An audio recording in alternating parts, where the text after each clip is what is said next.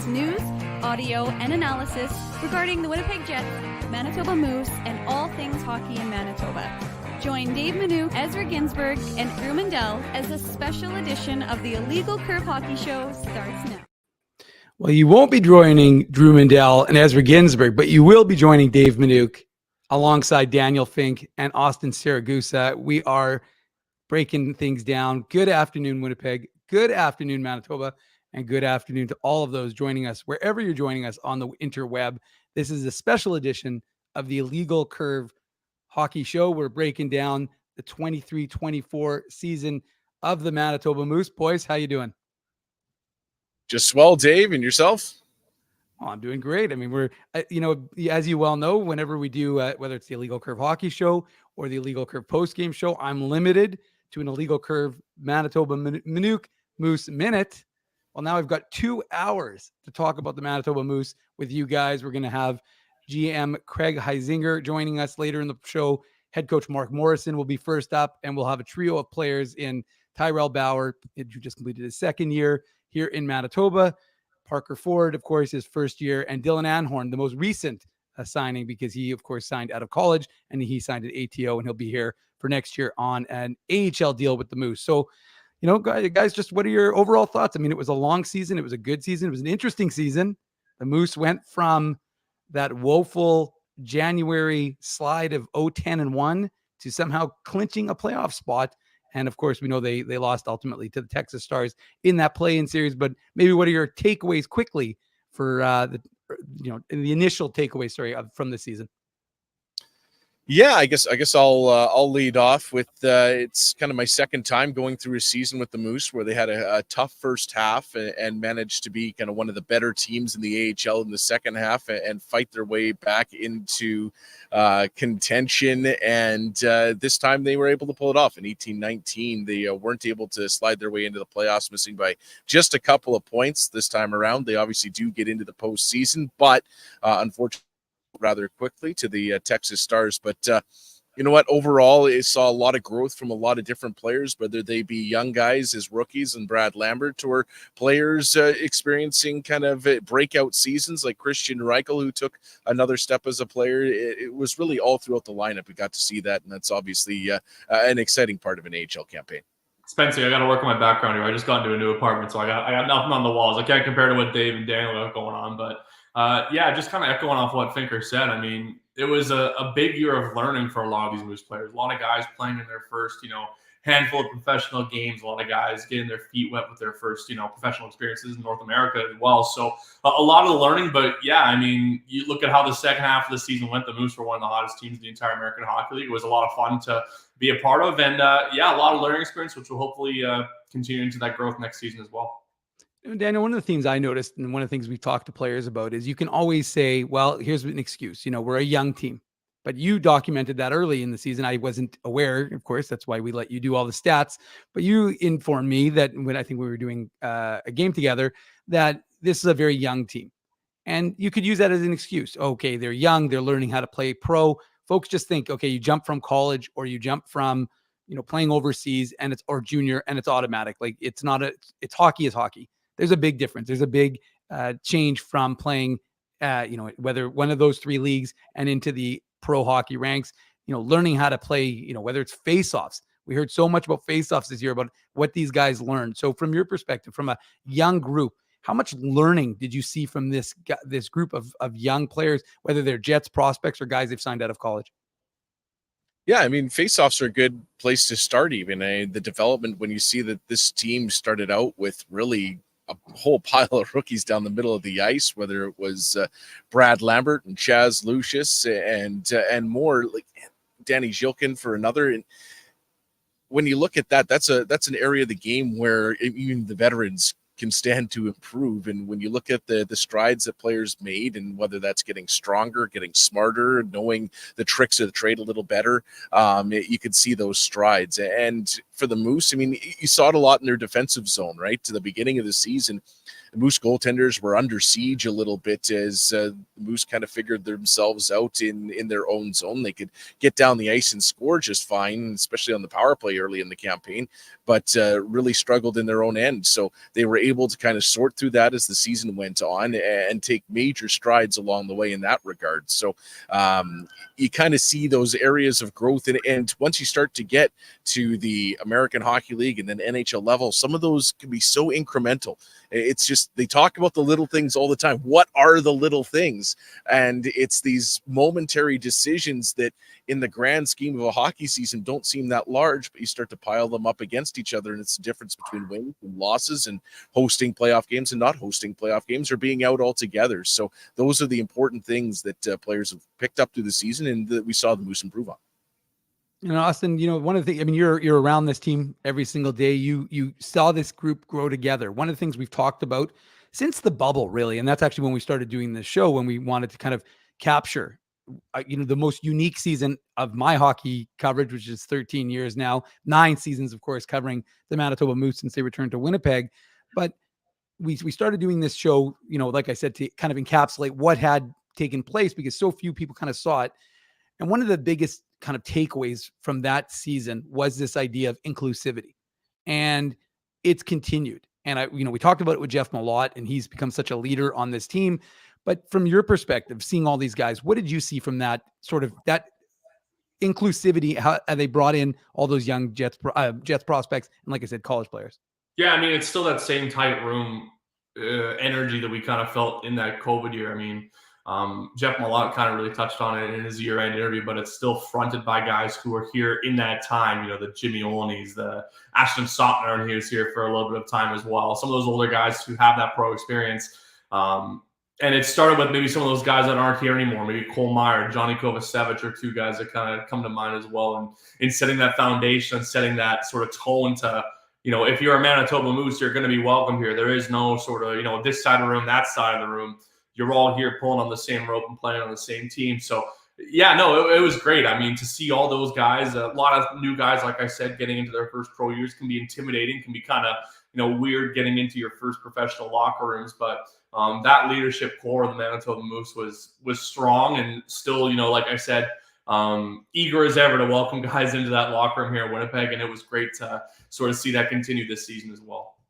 And an unusual one in the sense that for the second year in a row, they're missing their captain, which is often the face of the franchise. And I know that Jimmy Olney was with the group for a lot of the season, but a lot of times he wasn't on the road. And yet this team still continued to thrive. And that, to me, Daniel, is one of those things that you take note of, right? The fact that you didn't have your captain, but it didn't seem like there was a fall off. There was enough guys in the room who kind of maintained that culture. So when Jimmy wasn't around, they were kind of able to kind of keep things rolling in the right direction.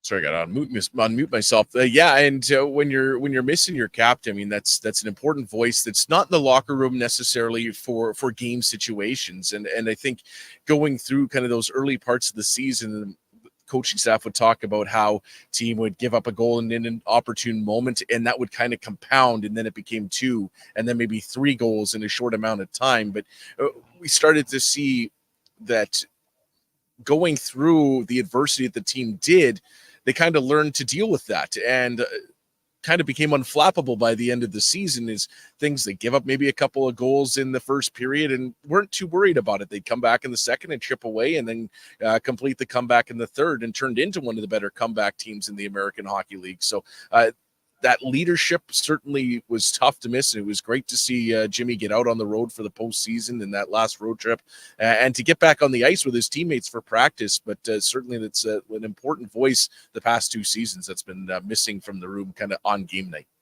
Yeah. And like we said, there were so many other voices who were able to kind of step up and play a role, and whether it was Jeffrey VL or Kyle Capobianco. Anyways, let's talk about one of the biggest voices in the room, or not necessarily always in the room, but on the bench at least. That's head coach Mark Morrison. Hey, Mark, how are you? Good. I'm great. How are you? I'm good. Well, we're just kind of doing a little bit of a quick recap here of the 23-24 season. So maybe now that you've had a bit of time since the end of season, since the season ended in Texas, what are your kind of takeaways from your campaign here in Manitoba? Well, I mean, It was a different season, that's for sure. There was a lot of ups and downs and learning along the way. Started off with a young group of new players, first year players, in important positions, really, like right down the center ice slot. We had 3 first year guys and 1 second year. So it was a lot of teaching going on there. I mean, all new systems for these new guys that came in. So I think the coaching staff, did a tremendous job in the time that we had to teach them all new systems. Basically, the first year guys, anyways. Like Lambert, Chibrikov, and Zhilkin, and Lucius, and those guys all had to learn how to play D zone coverage, and that's the D zone coverage that the Jets play. It's not easy. There's some switches and things like that you have to communicate and talk over and get used to playing it. The only real way to do it is through experience, really, to get good at it. So, that was hard. Once we got control of that, I thought we started to become a better team.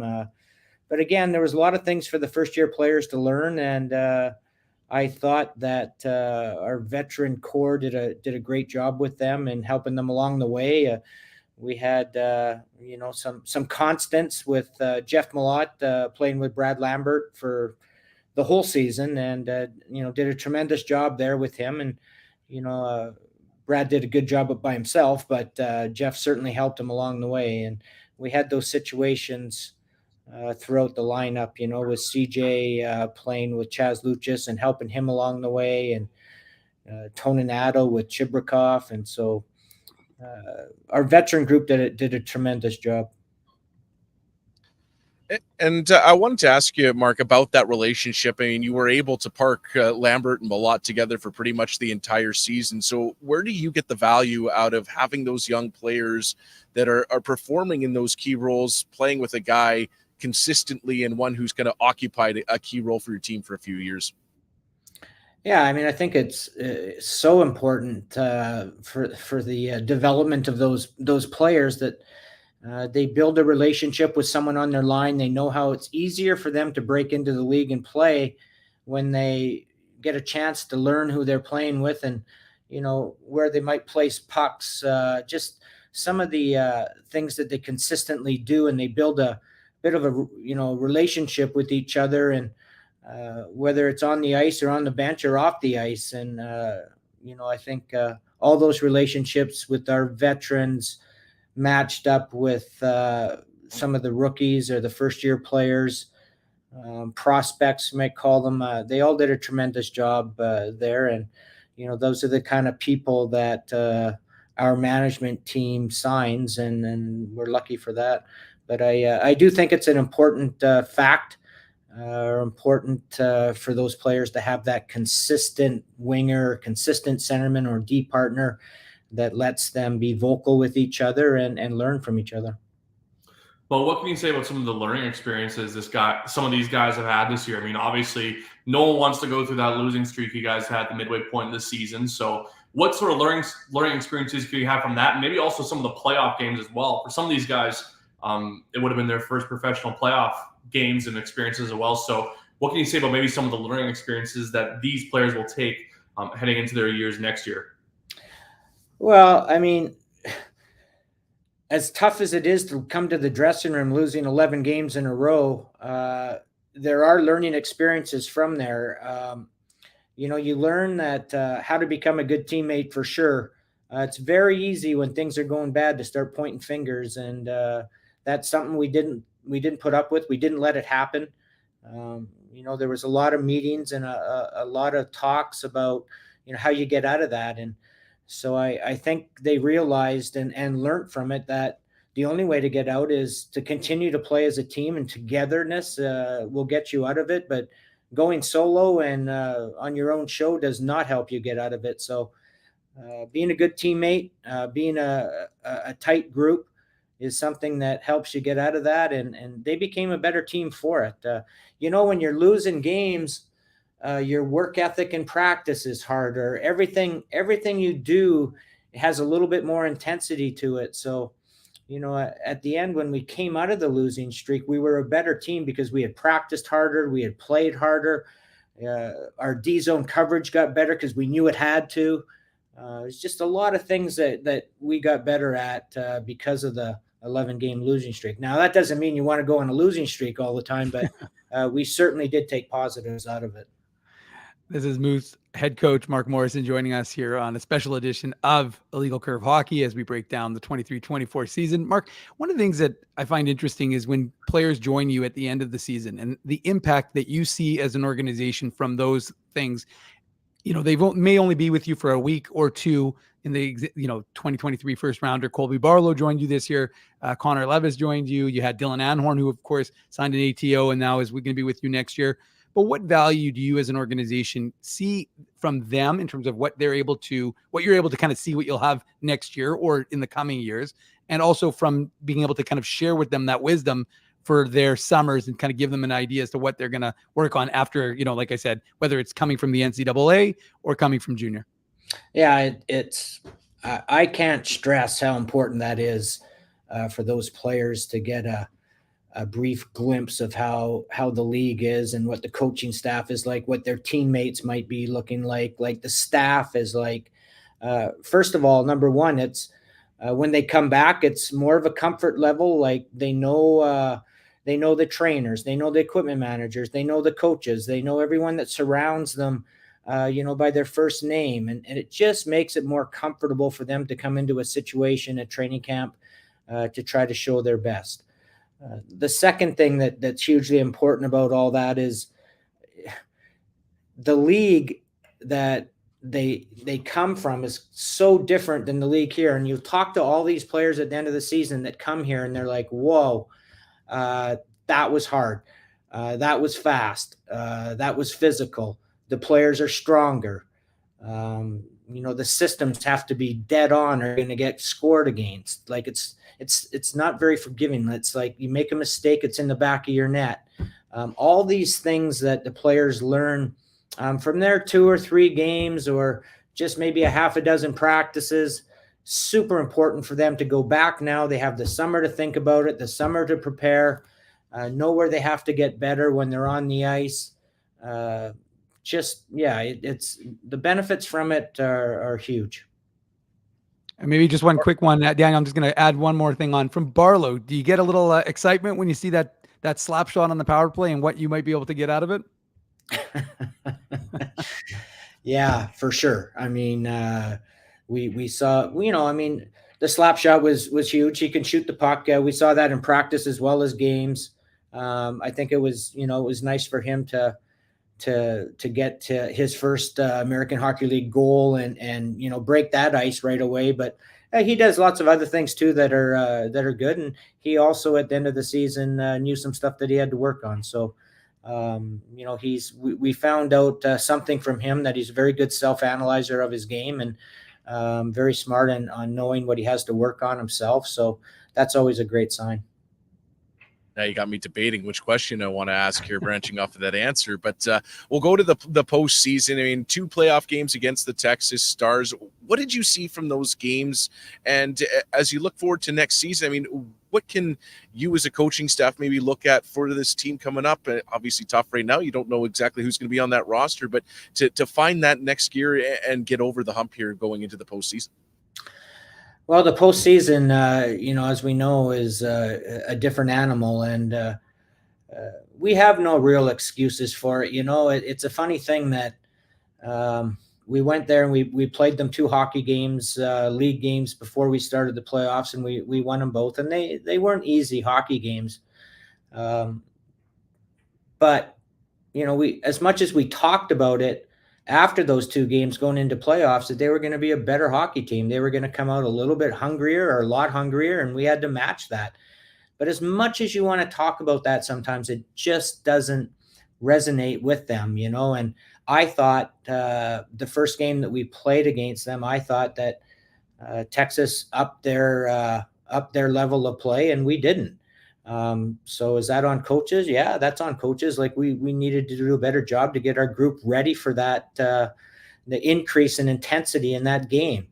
And we didn't get that done. And, some of it's on the players and some of it's on the coaching staff. We needed to do a better job. Second game, we came out and, unfortunately, it was a best of 3 series. I thought we outplayed them in the second game and should have won that hockey game, but it's playoffs and they got a hot goalie and that's the way it goes. But the first game of that series for me is that's the one you look back on and go, geez, what could we have done different? How could we have helped them prepare better? But, it's funny because, I think it happens with lots of teams where, we're used to playing these back-to-back scenarios here in Manitoba, and we win the first game or you lose the first game, you're better the second game. You win the first game, you're not as good. It's something that we'll probably strive for next year is try to put together back-to-back wins because it's important.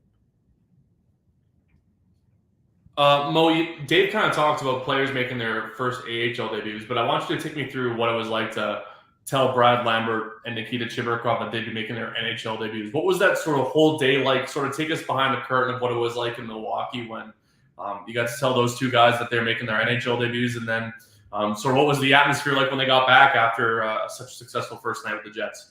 Yeah, I mean, it was great to be able to tell them. They worked hard all year, and we all know what their goals are, and the goals of a lot of players that we have. But it's we all know how important it is to them, and those are special moments when you get to tell them. I think the biggest special moment for me, and I related this on to Zinger and Chevy after it happened, was the dressing room, how the dressing room responded to them walking out of my office and telling the guys that they were going up to play their first game. To me, that was one of the signs that show we have a team here, and they all cheer for each other and like each other. And it's one of the things we promote with the Moose is, the foundation here is to be a good teammate, and we definitely saw everybody in the dressing room happy for them and giving them hugs. And it's a special moment for them, and it looked like it was a special moment for the whole team that had helped them get there, and they won't forget that. Just to jump off of Austin's question, Mark, the improvement from Brad Lambert. You had him for the 14 games last year. He goes to Seattle, has a real good season in junior. They decide to move him up the middle, which is where he tells us he's more comfortable. It's where he likes to play. Again, but it's one thing to play it at a junior level. It's another thing to get to that NHL, to the AHL, the pro game, and have to play as center. And as you said, it was easier with Jeff Malott playing kind of alongside him. He had other good, strong wingers. But from your perspective, the growth in Brad Lambert, we saw it from a stats perspective. I mean, he ran up the Moose rookie all-time list in terms of his points, his goals, his assists. But from something a coach watches, the defensive side of the game, the faceoffs. What did you see in terms of growth from when he started the season to the end? Well, a lot. The very first thing I saw was his training camp here with us, with the Moose, and his first couple practices. I realized that he was a different player from what we had the year before. His willing to learn and listen.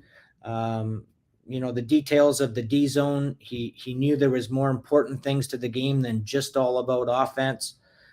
His willingness to work hard in practice and look after the details. Just, and I've said this before about Brad, the one thing that he improved for is because of his attitude. So that's what he came with. He came with a great attitude.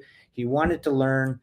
He wanted to listen, and therefore his D zone coverage got better.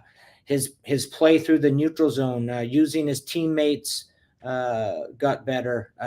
Distributing the puck, playing a smart hockey game, and not just all about going end to end by himself. So Brad learned a ton, but I say to this day he learned a ton, but most of it was on him. He came with the right attitude and wanted to learn and wanted to listen.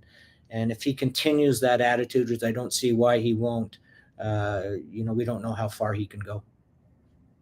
Mark, over the past few seasons, you've had the opportunity to watch some pretty impressive blue liners whether it's over the last few years, Ville Heinola or Kyle Capobianco this season, or Declan Chisholm, Leon Gavanka, Johnny Kovacevic, Dylan Sambrick, the list goes on and on. So just wanted to get your thoughts, maybe even ranging beyond this season, what it's been like to work with some of those players and see them kind of move on to have success in the National Hockey League or gain league recognition like Kyle did this season with his Eddie Shore Award. Well, it's been great. I mean, I think our puck control from all those players has great. It's been real good where they can, skate us out of trouble, I guess is a good term. They control the play. Our defense has been most of our offense for the last 3 years that I've been here anyway.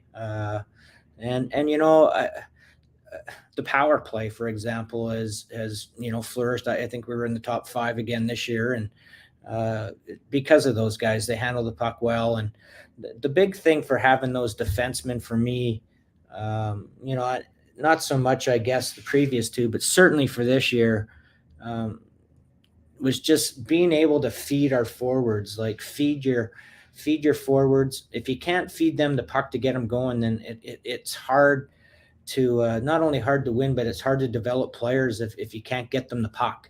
And that's one thing, with all those guys you just mentioned, and even the guys you don't mention, like Sottner, like our defense have done a great job of getting us out of the D zone and feeding our forwards to let them have a chance to move up ice and develop. Like if, in that 11-game losing streak, I think in the first 4 or 5 games of that losing streak, we didn't get out of our end, and that's not development. If you can't get the pucks in the hands of those forwards to go, and you're not going to be too successful. And that's what those guys did for us.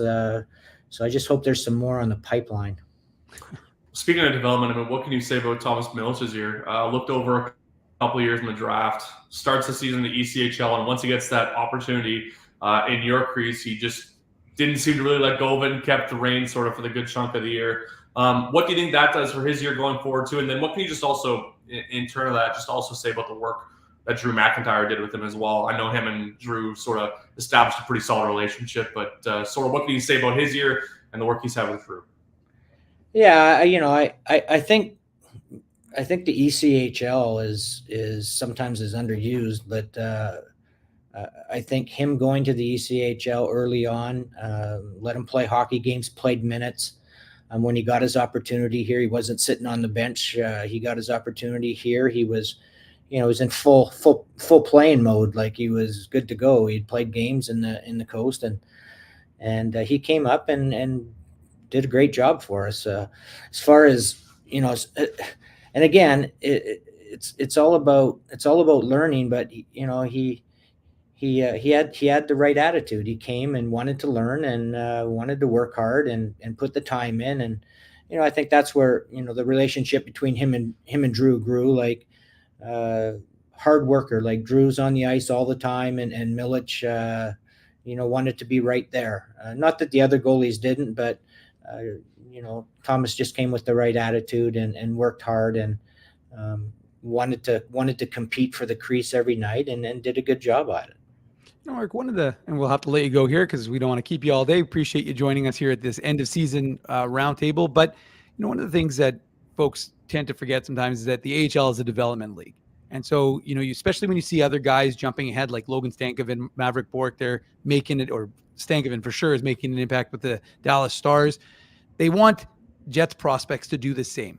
And I'm sure those Jets prospects also want to do the same. I'm sure those Jets prospects are also like revving to go. And I remember, you talk to guys and, I understand, like it makes sense, right? You want to be in the NHL, but how do you as a coaching staff, whether it's I know you don't have to answer to fans and let them know, but just in terms of like counseling, like there's a process to development, and part of that process is the American Hockey League. So whether it's a guy like, all the guys that we've been talking about who are in their first or second year as pro, or even a guy like Ville Heinola who had to go through, he was, that mental sort of anguish of knowing, hey, I made the Jets. Now I'm going to spend the year trying to recover because of my ankle surgery. So from your perspective, whether it's the players or just that general sort of sense, how do you counsel that? Well, you're right.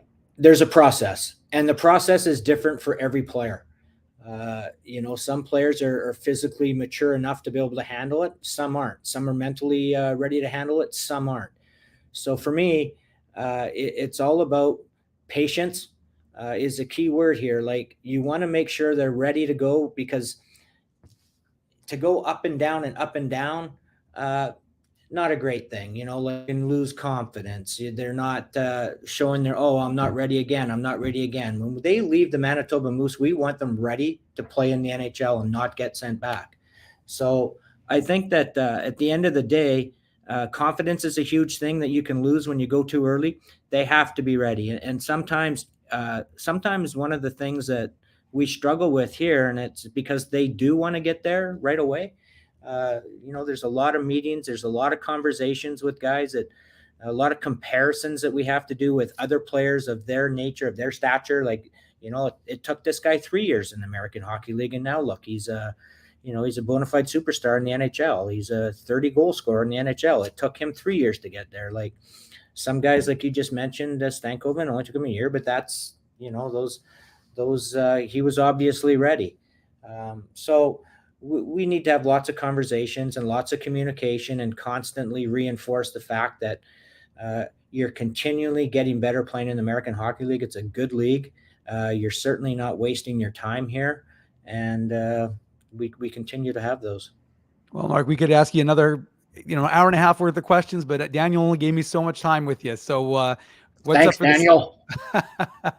What's up for the summer?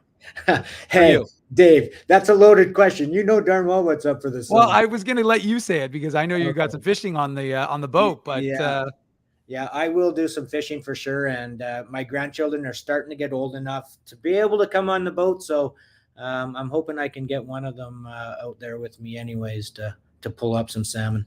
There you go. All right. Well, we appreciate you stopping by and sharing some of your thoughts on the 23-24 season with us here today, Mark. Yeah, you're welcome. And I appreciate all the coverage that you guys do all year. Thank you very much. Okay. Thank you very much. And so have a great summer. We'll talk to you soon. And there he goes. That's head coach Mark Morrison. We'll head to a break and we'll come back. We'll share some thoughts, and then Tyrel Bauer will be joining us. So we won't have long to chit chat, but we'll try as soon as I can send us to commercial break, which is easier said than done, boys, because for some reason I can't find it. There we go. Keeping Winnipeg laughing for over 30 years. Rumors, Canada's longest-running comedy club, bringing you the biggest laughs from the best comedians on the planet. Jerry Seinfeld, Chris Rock, Jon Stewart, Dennis Miller, Brad Garrett, the greats, and all the up-and-comers too. When was the last time you laughed out loud? Make it a great night out with friends, or book your office or birthday party. Even a fundraising event at Rumors. Get all the details and dates on upcoming shows at rumorscomedyclub.com. Hey, Drew. Ezzy, whoa, what a smile! Yeah, I got my crowns done at Linden Market Dental Center, and they whiten my teeth. I see. They're so bright that every time I smile, they go... We have hockey tonight. Do you have a mouth guard to protect those pearly whites? I sure do. Whoa, they even ting through the mouth guard. Linden Market Dental Center covers all your dental needs, from restorative to cosmetic dentistry, and will fit you with a sports guard for that active lifestyle. 877 Waverly. See lindenmarketdental.com. It's all over, folks, and the run has come to an end. You'll be so far away. A Canadian team hasn't won the Cup in over 30 years. And the Cup will stay south of the border. Maybe it's time we try something different. This playoff season, let's cheer with the fans we've always cheered against. Team up for the Cup at Boston Pizza. Hey Winnipeg, Wendell Clark here. I'm coming out there May 28th for the Rady JCC dinner. Myself, Dougie Gilmore, Grant Fuhr. Some good storytelling about Winnipeg beating us up when we used to come there. See you there. We did it again! You're on fire, man. There's power in a handshake after a great game or great deal. It shows professionalism and respect. Two qualities Zappia Group Realty take pride in. You don't build a business where 95% of your clients are referred by others without honesty, integrity, and total dedication to client satisfaction. To sell your home for more in less time, shake hands with Frank and Mauro Zappia of Zappia Group Realty. Get started at ZappiaGroup.com. Welcome back to an empty chair for Austin Saragusa. Daniel Fink and I are here. We're keeping this show alive. We just spent some time getting some insight from Moose head coach Mark Morrison. Maybe I'll take Austin out until he's I didn't notice that he wasn't there, Daniel. It was just an inanimate carp. He is shifty. He was gone. But you know what? He might be gone, but you know who's in the chat and he's ready to go? Jets prospect, defenseman, Tyrel Bauer. Oh, hold on. Austin's also ready to join the show. So we got, oh, no, there he is. There we go. So we got everyone. Unbelievable. All right. We tried to, I said it was only going to be a couple of minutes for that break, but we're good. Tried to stretch it out. Anyways, Tyrel Bauer, how are you, Ty? Good, Dave. Thanks for having me on. I appreciate it. Finker, Goose, good to see you guys too. So, well, let's get into it. Your second season here in Manitoba, and what did it mean to you to kind of get it under the belt, become a more relied upon part of this team?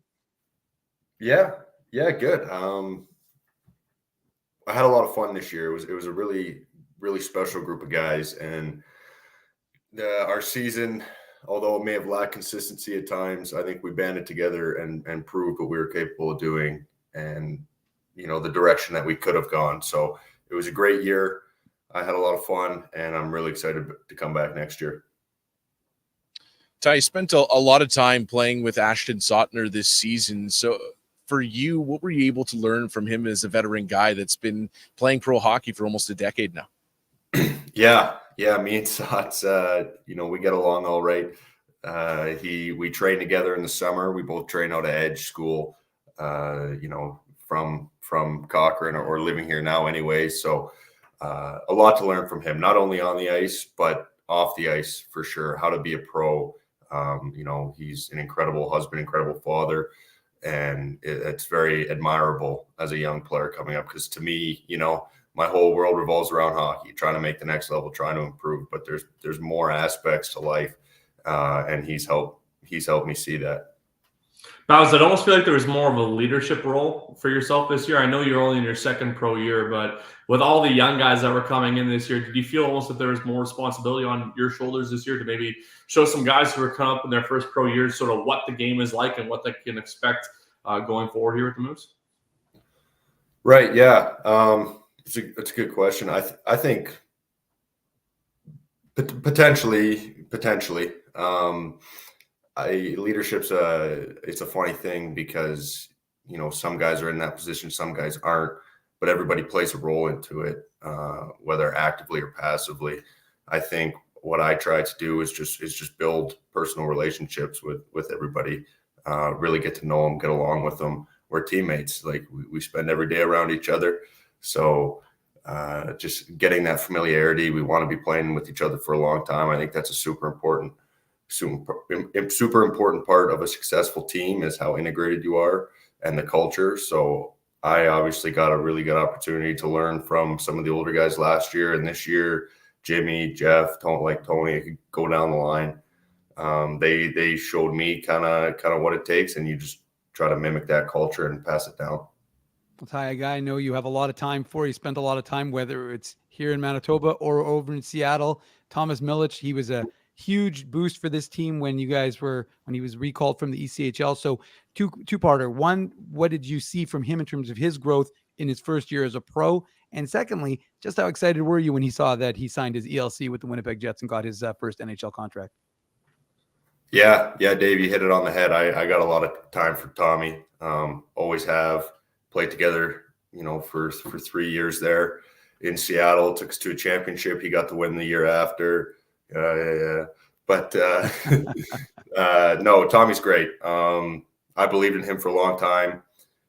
I've seen that in him. I've never once strayed from that. So to see him come in and have that success in a time when we did need it was phenomenal. Seeing him sign that entry-level deal, I'm fortunate enough I've got to play with him, and I'm looking forward to at least the next year and hopefully many more playing in front of him. And Ty, this season was really characteristic of a team that battled. I mean, you found yourselves in a tough spot midway through the season. You fought your way to get to the postseason, and though you didn't get the result in that second game against Texas, you seem to leave it all out there. So, I mean, looking back on this year and the adversity the team went through, whether it was the losing streak or some of the injuries that the guys dealt with, I mean, what can you take from this year moving forward? What are some of the lessons learned? Yeah. There were many for sure. Like you said, we never gave up though. We had choice kind of when we were in that slump as a group of what direction we were going to take, and we decided to band together. We had a few meetings.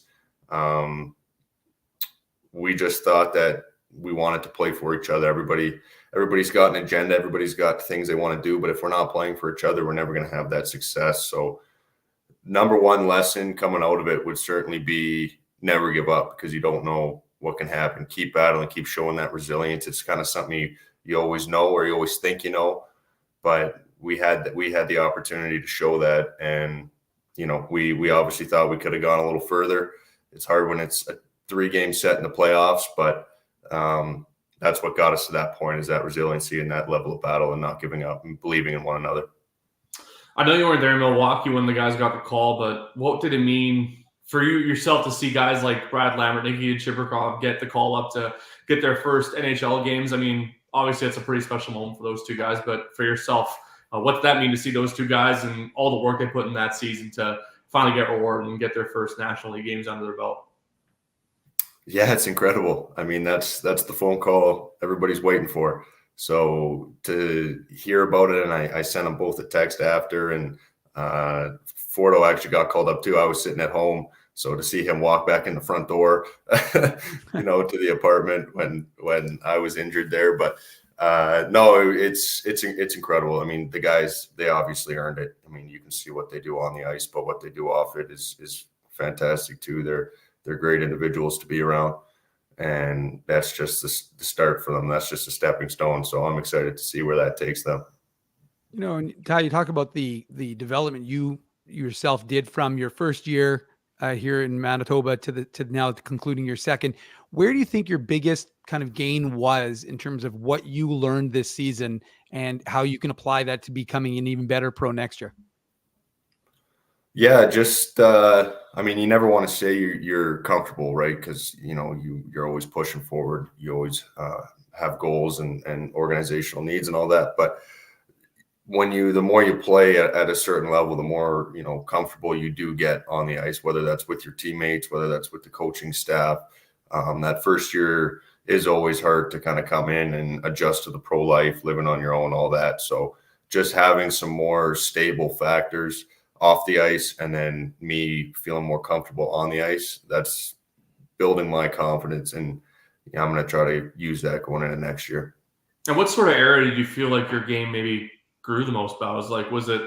Is there one area you can sort of maybe pinpoint that where you noticed from your first game last year to your first game this year that you sort of felt like you sort of excelled and felt yourself growing a bigger way? Just what sort of changes do you notice in your own game this past season compared to last year? Yeah, it's a good question. I think it all kind of steadily, or at least you'd hope it all steadily improves, at about the same time. So I don't think I noticed any one area just shooting up the ladder.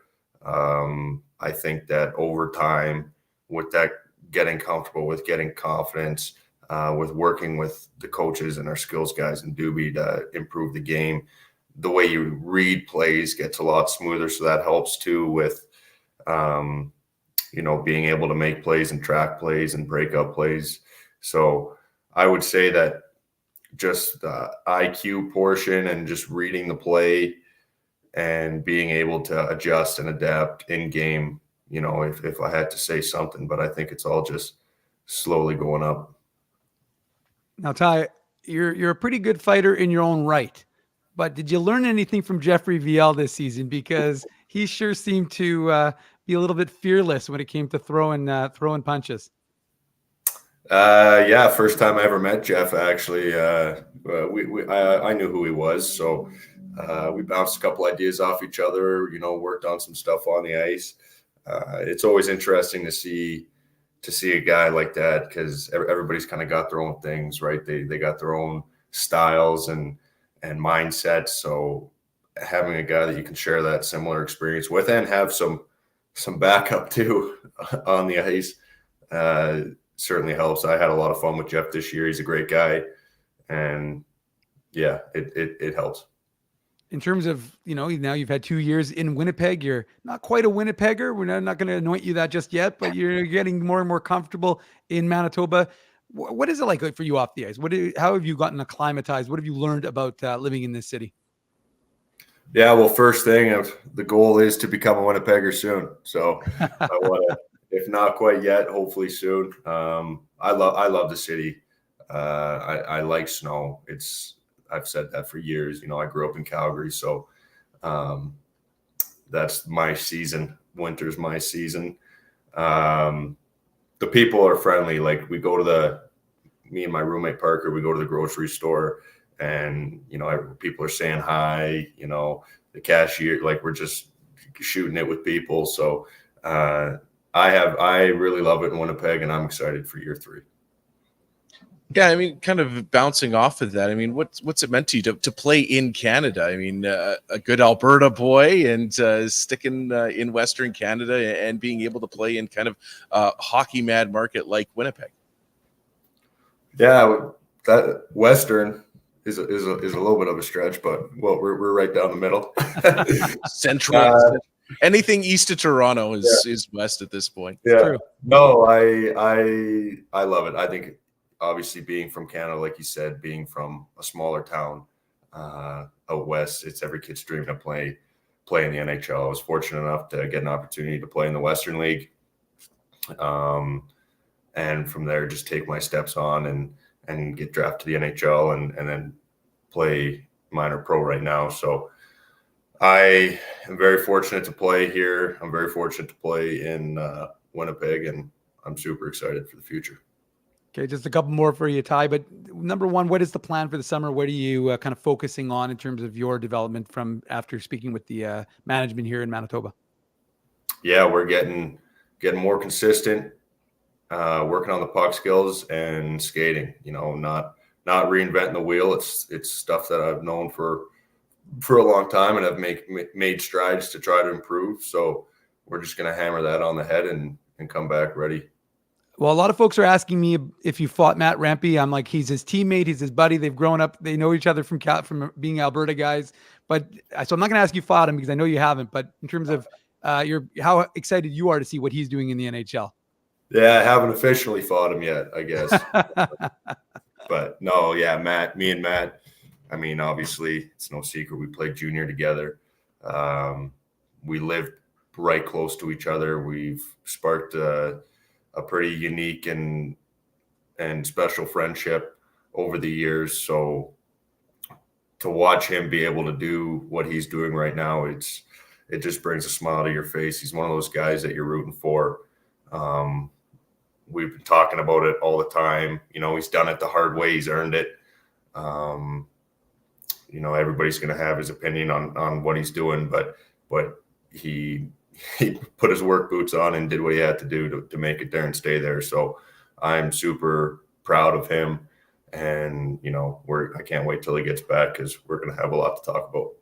All right. Well, we always have a lot to talk about whenever we have you on. We appreciate it always. So thanks a lot for joining us on this Illegal Curve special edition of Moose Roundtable. Thanks, Ty. Yes, thank you very much. Thanks for the year, Dave. Appreciate it. And we'll see you guys next year. It's going to be a doozy. All right. Enjoy your summer. All right. Thanks. There he goes. That's Tyrel Bauer. Never drop the gloves with Tyrel Bauer. That's one thing we've learned after a couple of seasons here in Manitoba. He knows how to chuck them. So, and look, he's not wrong, right? In terms of that. And I guess that was a question I could have asked him in terms of his hunger, right? Because it's not, obviously his game is a lot more than that. He's big. He's got size. He's on the right side. It's a need for the Winnipeg Jets. So there's going to be an opportunity for someone like Tyrel Bauer. He'll have a good summer of training, and he'll have a shot, just like everybody else who's looking to jump to the NHL for next season.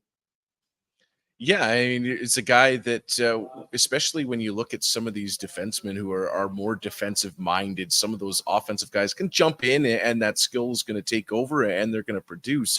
But for some of those defensive guys, when you talk about guys learning those reads, that's such a big part of it. And that takes time. You need to experience it. So guys are going to throw things at you that you haven't seen before, and building up that strength to deal with guys like, say, a Jeffrey VL down low and things like that. That takes time. So it always seems like, whether it's up front, kind of those power forwards, or sometimes a big defensive defenseman like Tyrel Bauer, it requires patience and learning. And you know what? It's been impressive to see the strides that Tyrel's taken over the past couple of seasons. And it's a lot of fun to watch him develop and play his trade. Austin, anything? No, I mean, he's like we've seen on the ice and off the ice, a good guy. Like, he's part of that core that we talked about in terms of welcoming guys into the room. He's only been here 2 years, but he's still such an integral part of that dressing room. So again, a great year for him. We're excited to see what he does next year. Well, we're going to go from one part of Alberta to potentially another part of Alberta, because now we're going to welcome in Dylan Anhorn. Dylan, how's it going? I'm doing well. Thanks for having me. How are you doing? Are we safe to assume that you are in Alberta? I am, yeah, not too far from Ty, actually. He's just in just outside of Calgary, and I'm inside the southern part of Calgary, so I might see him over the summer at some point. All right. Well, we're bringing the Alberta to this special edition of the Illegal Curve Hockey Roundtable, recapping the 23-24 season for the Manitoba Moose. Now, of course, you weren't with the Manitoba Moose for most of this season. You were at St. Cloud State, finishing off your NCAA career. So maybe share with the folks, you did sign a deal, an ATO with the Moose for the remainder of this season, and of course, a 1-year deal for next season. So from your perspective, maybe, bring people up to date as to who you are and like what your year looked like at St. Cloud State. Yeah, for sure. Well, I grew up in Calgary here. Played minor hockey for Bow Valley Hockey Association and the Calgary Buffalo Hockey Association, and then went and played my junior hockey in British Columbia with the Prince George Spruce Kings of the BCHL. Started my college career with Union College. Played a season there. We had a COVID cancellation sophomore year, played 0 games. Played again my junior season. Our coach got released, so I ended up entering the transfer portal, transferred to St. Cloud. Last year played with St. Cloud, and then this year as well. And then after the season, got an offer from the Moose. Came to join them for the last couple of weeks of the season, and looking forward to having a full year with them next year.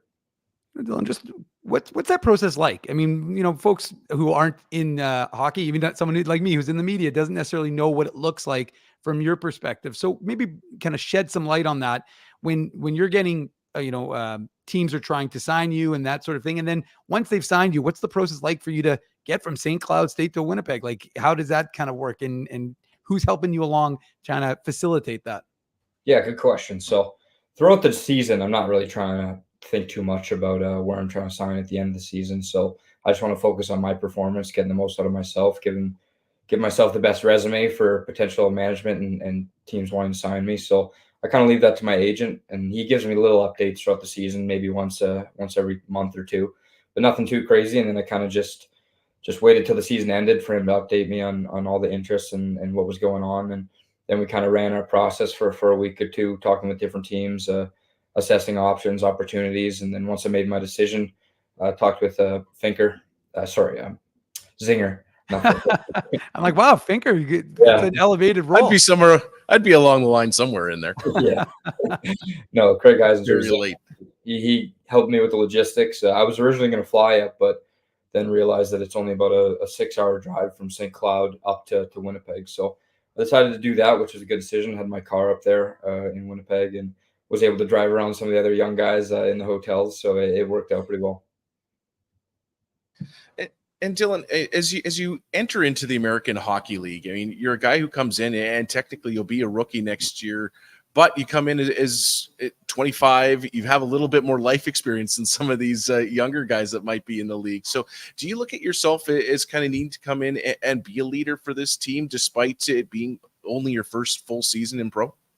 Yeah, for sure. Good question. When I originally going into college, the plan wasn't to be there 5 years, that's for sure, and then sign after that. But obviously the COVID canceled sophomore year, and my junior year I had a ruptured spleen in my second game, actually, after missing an entire season. So I missed half a season due to that. And then my senior year at St. Cloud, the first one, I broke my foot at the end of January, missed the last 2 months of the season. So kind of injuries and COVID kind of kept me in college a little bit more than I'd hoped.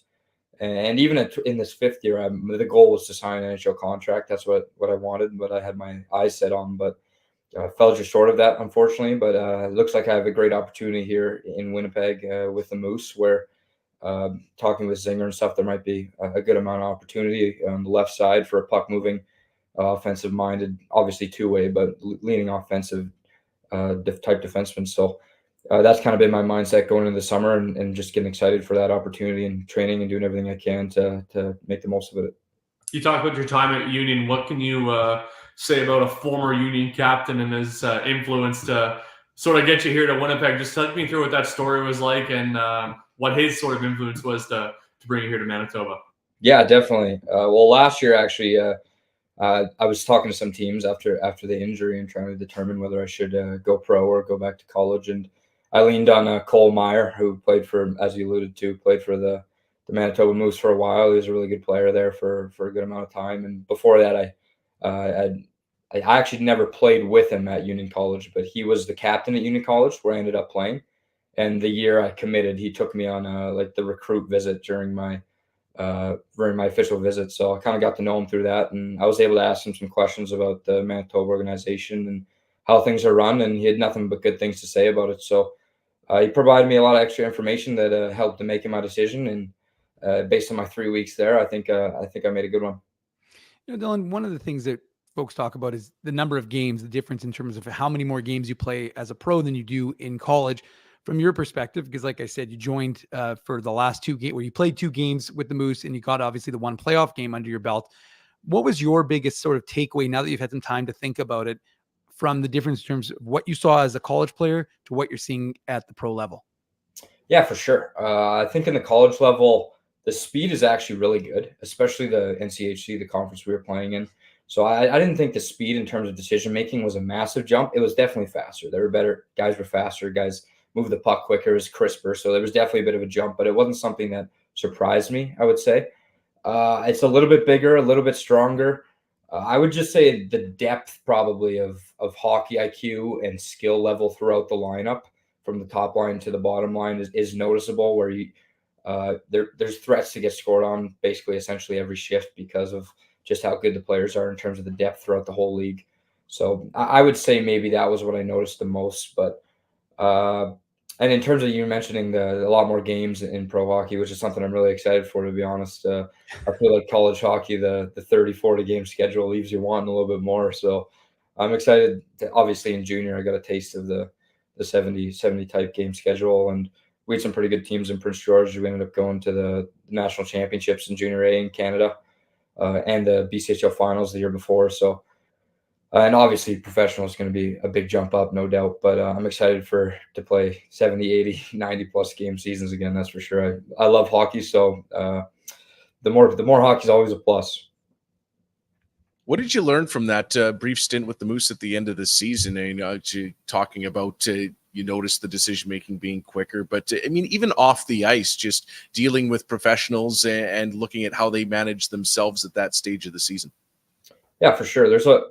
I noticed there's a lot more on your own, that you kind of have your own option in terms of in the gym, like what type of stuff you want to do, how you want to warm up, how you want to cool down. Whereas in college, it's really, really scheduled and kind of outlined for you. So that was a bit of an adjustment, but I work with my trainer pretty close here, and obviously Will, the strength and conditioning coach with Manitoba, is top class. So I'm really excited to be able to kind of apply myself for what I've learned is best for me after being 25 now and having played the game at a high level for a while, and understanding what I need to do to take care of my body and to continue to get stronger and fill out this frame. So those are some of the things I'm excited for, and a couple of the adjustments I noticed from the professional ranks. A lot of time on your own, but maybe who were some of those guys that maybe not necessarily took you under your wing, but sort of helped you once you did get to Winnipeg and sort of did teach you what the pro game was like, what it's like, being on your own after all the time in college? Just maybe who were some of the guys that sort of did help you out and get you sort of more familiar with that transition? Yeah, definitely. Good question. I think there were a lot, to be honest with you, from the older guys all the way down to the younger guys. Jimmy Aligney, who has had some unfortunate injuries and wasn't able to play a lot, was really great for us young guys. We were able to ask him questions because since he wasn't playing too and stuff, we spent a lot of time around him. Christian Reichel was a guy that reached out to me a couple times, which I really appreciated. Had some pretty good candid conversations, and he gave us a list of the accumulated restaurants in Winnipeg that are ones that the guys like to go to. So that was appreciated, especially with the extra time on your hand, like you mentioned. Jeff Malot's a guy that is really friendly, helps mix the guys in. I could go through the entire roster, to be honest with you. There's such a great people here. I was talking with one of the ushers after one of the games, and even he mentioned that it's kind of a theme that they only want good people in the Jets organization. So, and I noticed that right away. And so makes it give you a really good team and family feel. And I'm excited to be a part of that. And I felt very welcomed. And Dylan, you're a Western Canadian kid. You're playing down in Minnesota. What's it? How familiar were you with Winnipeg before you got up here? And again, in your brief time here, what caught your eye maybe? That was my first time in Winnipeg, to be honest with you. But one of my best friends here in Calgary is actually from Winnipeg and always talks about Winnipeg. So he was pretty excited when I told him I was going to be going to that city, and kind of gave me the ins and outs a little bit and some places to check out. But there's a lot of great restaurants is one of the things I noticed right away. Talking with a lot of people, they mentioned that that's a staple of the city and something that people like to take advantage of. So that was one thing. And outside of that, I mean, I was only there for 3 weeks, so I didn't get to check out the city a ton. It was kind of hotel to rink, back to hotel. So I'm excited to check out more of it and get to know more about what Winnipeg's all about. So what's your summer look like coming up here? Is a lot of time in the gym, getting onto the ice, or kicking back a little bit, maybe a combo of all of them? A combo of all three, I would say, yeah.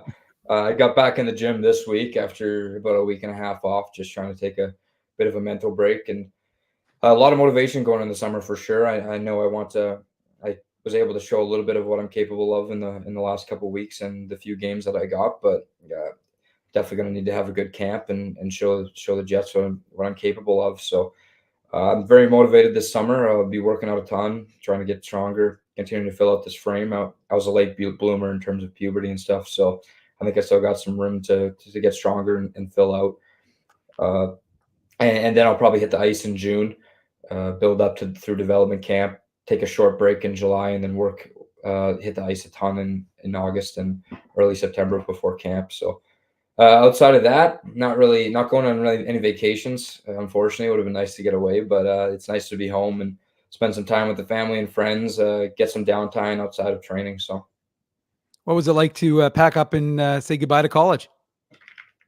A little emotional for sure. They're there for 5 years, obviously. So learned a lot about myself as a person and a player while I was down there. So it was definitely emotional for sure. Saying goodbye to some really good friends too at college, some friendships you're going to treasure your whole life. So a little bit emotional, yeah. But my brother was able to fly to Winnipeg with me. Actually, we caught game 5 of the Jets Avalanche series, which is good experience, and then was able to drive down to St. Cloud, grab all my stuff, say goodbye to some people, and then my brother and I did the sort of cross-country road trip back to Calgary. So then we're going to have to spring off of that. What was that like, taking in the whiteout? Obviously, the result wasn't what folks in Winnipeg were going to want, but from your perspective, that opportunity does that create you obviously want to make the NHL. That's your goal.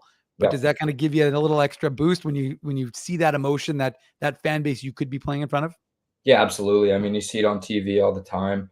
The whiteout is one of, if not the most special playoff atmospheres in all pro sports in North America, to be honest. So the fans are just so passionate here in Winnipeg.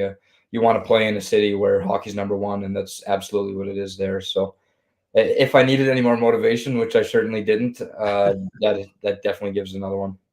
Dylan, we know that you weren't here very long, but from the time that you were here, one of the things I've talked to, whether any of the defensemen, in terms of learning from each other. So Ville Heinola has a different skill set than Tyrel Bauer, than Simon Lundmark. You guys all have different things that you bring to the table. Kyle Capobianco obviously wins Defenseman of the Year this season. So from your perspective, just again, it was a brief period of time, but from a learning point of view, when you're on the ice with these guys, did you already find yourself picking things up that you're like, oh, hey, he does that way. That can help me improve my game? Yeah, absolutely. I'm a student of the game. I'm constantly trying to learn, trying to get better. I'm watching just about every NHL playoff game, just trying to pick up things from different guys and how they have success and what they do in this situation, what they do in that situation. So that's absolutely one of the things I was doing. Obviously, you need to focus on yourself and preparing properly and your own performance while you're there. But particularly when, say, some of the games you're scratched, you're going to isolate a few of the players that you really respect their games and the way they do things. And those guys there were absolutely a couple of them. Capobianco and Heinola, both as left side puck moving defensemen. I was definitely kind of watching them closely, what they did in different situations, offensively, defensively, just how they handled themselves and just different ways they were able to generate offense and shut down opposing teams' top players. So absolutely, without a doubt, I'm watching those guys, seeing what they're doing in different situations. And they're certainly impressive at certain times, and two guys that I'm sure are probably going to get a good look in the NHL next year. All right, Dylan. Well, we appreciate your jumping on with us and spending some time here on this special edition of the Illegal Curve Hockey Show as we're wrapping up the 23-24 season for the Manitoba Moose.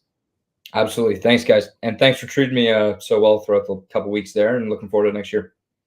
There he goes. Thanks, Dylan. Have a great summer. We'll see you. We'll talk to you very soon. You'll be talking to me, talking to Austin and Daniel very soon. You'll get more than your fill of us soon enough. But anyways, we appreciate it. Have a great summer. Thanks, guys. You as well.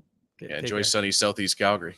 Yeah, there he goes. Dylan Anhorn. Another, look, he's not young. He's 25 years old. Well, that's young relative to our terms, I guess. Maybe not the Goose, but Daniel, it's another young player who's going to get a good opportunity next season with, a Moose back end that we're not quite certain what it's going to look like. I mean, you talked about that with Mark Morrison, and he's a young player I keep saying young. He's not that young, but he's a young player in terms of pro experience, and he's going to get a big chance next season in terms of being part of that puck moving defense that the team seems to want.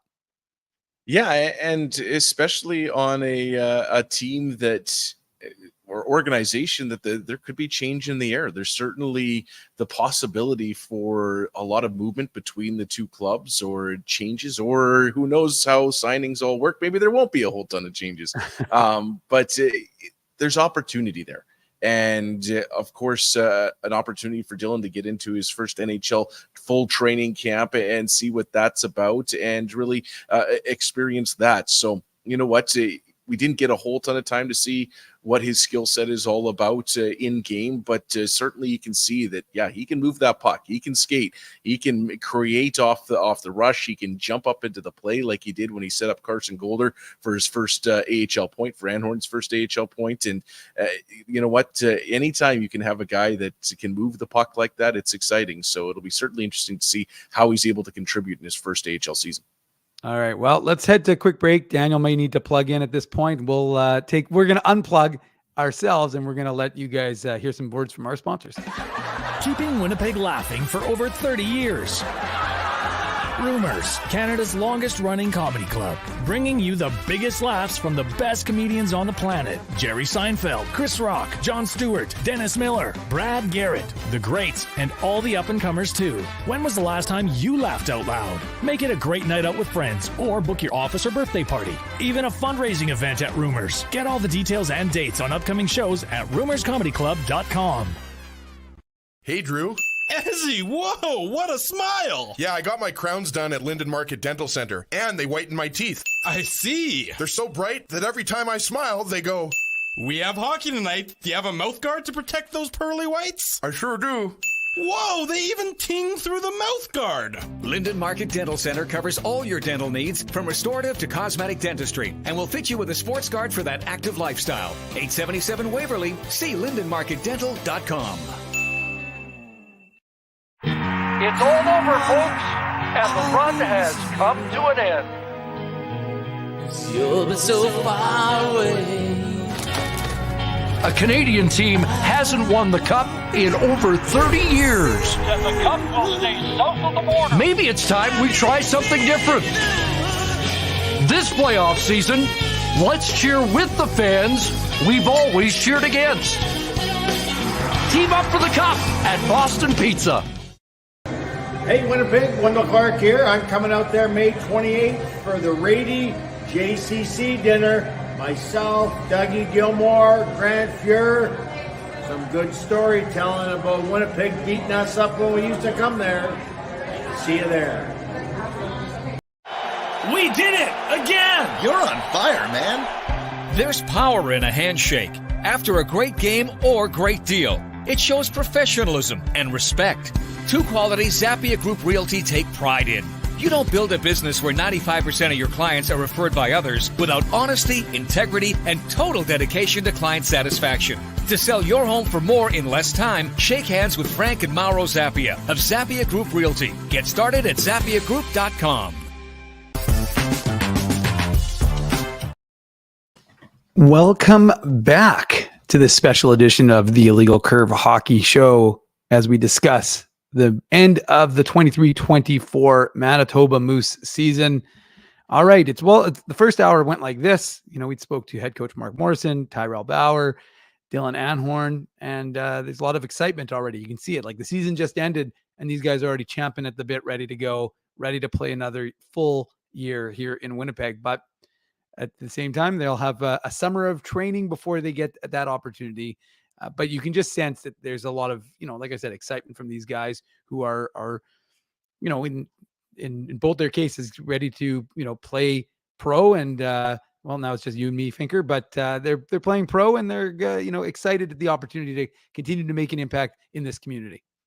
Yeah, we're Goose and I are really bouncing around here. I think I have committed to my last move here of the show. We've been shuffling around a little bit, but yeah, it's exciting. Personally, I'm looking forward to a little bit more pool time before I'm sitting by the pool this summer before getting back to hockey season. But you know what? You know that excitement is there, and especially for these guys, we were talking about opportunity before the break, and knowing that every game that goes by is another chance for them to improve upon their game and to try and fight for that opportunity to achieve their dream of playing in the National Hockey League. And how can you not be excited and wanting to get right back to it and putting in the work to achieve those moments, to be there for those times like we were talking about earlier in the show with Brad Lambert, Nikita Chibrikov getting told that they're going to play their first NHL game, or for Parker Ford getting that opportunity to go and be in the room, be a part of warm-ups and kind of get that experience. Everybody wants that. And we want to see them have that experience. So again, how could you not be excited about that prospect? Well, I'm excited at the prospect of bringing Austin Saragusa back into this chat because he's ready to go. We'll welcome Parker Ford to the chat. Actually, let's do that right now. Here he's ready to go. We're going to bring him in. Hey, Parker, how's it going? Hey, guys. Can you hear me? Yeah, we can hear you fine. How's it going? How's your return home? It was good. It was a pretty long drive for me. It's the furthest I've driven, but it's good to be back. So let's just reflect. I mean, you joined the Moose late last season. You played, I think, 8 regular season games and 5 playoff games, and now you finished a 72 game season. So what was that like for you, just playing? I mean, I think you have to go back to your USHL days for the last time you played, probably around 50 games. So getting into, I think, 72 games for you, or 70 or 72. I can't remember the exact number, but what was that like for you to play that many games as a pro? Yeah, it was definitely the most games I've played, I think, in my career. So, I was happy I could stay healthy. And, but yeah, I mean, I love the grind for sure. It's definitely tough to keep the body going, but no, I mean, it's a lot more better than college when you're only playing 35 games. So, it kind of keeps you in it more. And yeah, I mean, I had a blast. Parker, just, you had such a good training camp with the Jets. You were one of the last cuts from Jets training camp. What kind of boost did that provide you? I know that, like I said, it's a long grinding season, but from your perspective, having the success you did in preseason games, and what kind of message did the organization tell you in terms of sending you down, but saying, hey, this is what you got to work on, but you made a good impression? Yeah, I mean, I think it definitely helped with my confidence starting, my first full season. And, I wasn't really sure what was happening that whole training camp. I just tried to keep a good attitude and, like you said, leave a good first impression. And I think that's what I did. And, a guy like me, undrafted player, you kind of have to put your foot in the door and do whatever it takes. And, I think I'm the type of guy that can help teams win. And, that's something I wanted to show the Jets organization and, of course, the Moose. So, that's something I want to continue to do. And, yeah. And Parker, you played on a few different lines this season, two primarily, I guess, with starting out with Brad Lambert and Jeff Malott, and then getting linked up with Christian Reichel and Jeffrey Viel. It seemed each time you were able to bring something to that line. So how important is that for you to kind of, you were talking about making an impression just every time you get on the ice, whether it's with one group or another, about making something happen, about being something that, or being someone that can really just push your team forward? Yeah, for sure. I'd say I was fortunate, and I got to play with some pretty great players here. With Brad and Jeff, there's a mix between young guy and old guy, and Jeff has a lot of experience, and he's also a great guy. And of course, you got Jeff and Christian.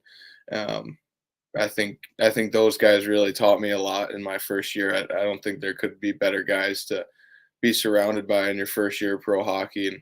And, just even like little things, they just coming to the rink, they're the first guys there. And, the way they treat you being a young player, it's, I don't know, it was really cool to be around. And, I'm sure everyone said this, but there's great guys in the locker room everywhere, and it made that transition to pro hockey that much easier with them.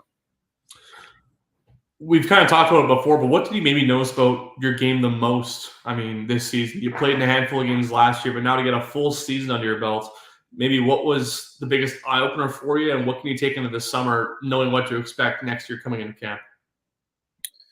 Yeah, I think something I learned along the year was almost that less is more. I'm the type of guy, I tend to sometimes maybe I'll try to do other guys' jobs, and once you're at the pro level, everyone's good. So you have to rely and have faith in your teammates, and that's something I think I slowly learned throughout the years, that sometimes when you can rely on your line mates and your teammates, it's better, and it kind of it's less of a burden on your shoulders almost. And I think even as a team, we kind of learned that once we got into the second half of the season. That's kind of what led to all those wins. Parker, one of the things that you guys were able to do, you just talked about the second half of the season.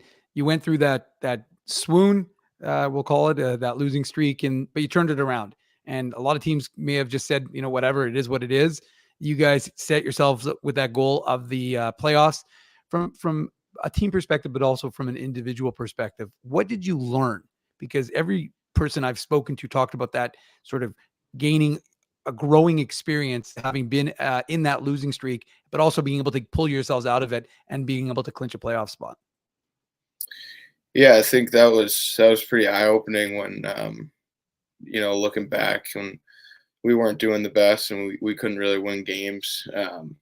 The coaching staff, they mentioned, like, we're not where we want to be. And they kind of showed us what we have to do to become a winning team. And I think what I learned, it was cool to see that process of going from maybe a not so great team to a winning team, and just the little things that have to change. And it's the winning culture, really. There's teams and organizations that win, and I think actually seeing that process of like guys buying in, maybe even guys doing different things they might not do normally to win a game, is there's a lot of like character development in the locker room, I'd say, on a person-to-person basis.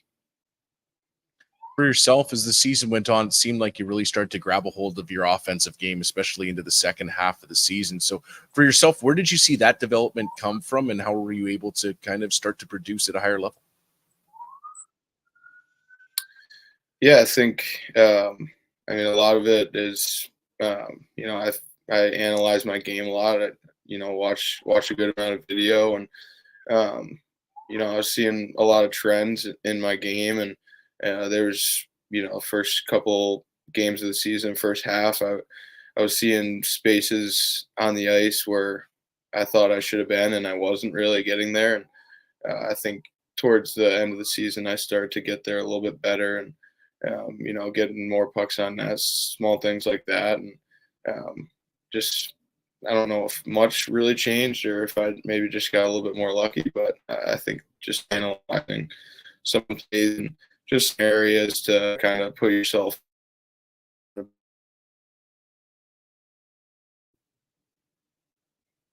obviously didn't get into the game where Brad Lambert and Nikita Chibrikov were called up there at Fordo, but what did it mean to know that you're on the coach's radar like that they've noticed the work that you've been putting in at the American League level, and, you know, just to be right there? You obviously took warm-ups, which must have been pretty cool still at the end of the day, but just to know that the work you're putting in is being noticed, what did that mean to you?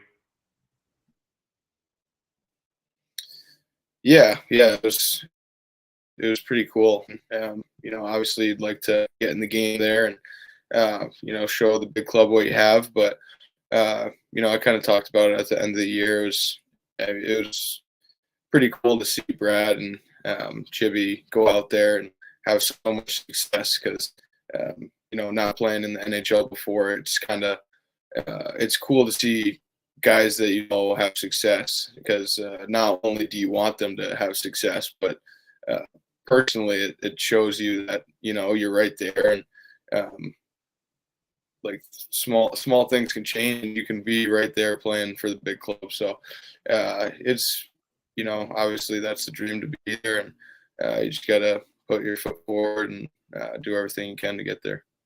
Oh, well, Parker, you finished your first year here in Winnipeg, your first full season, I should say, here in Winnipeg. So what'd you learn about Winnipeg off the ice?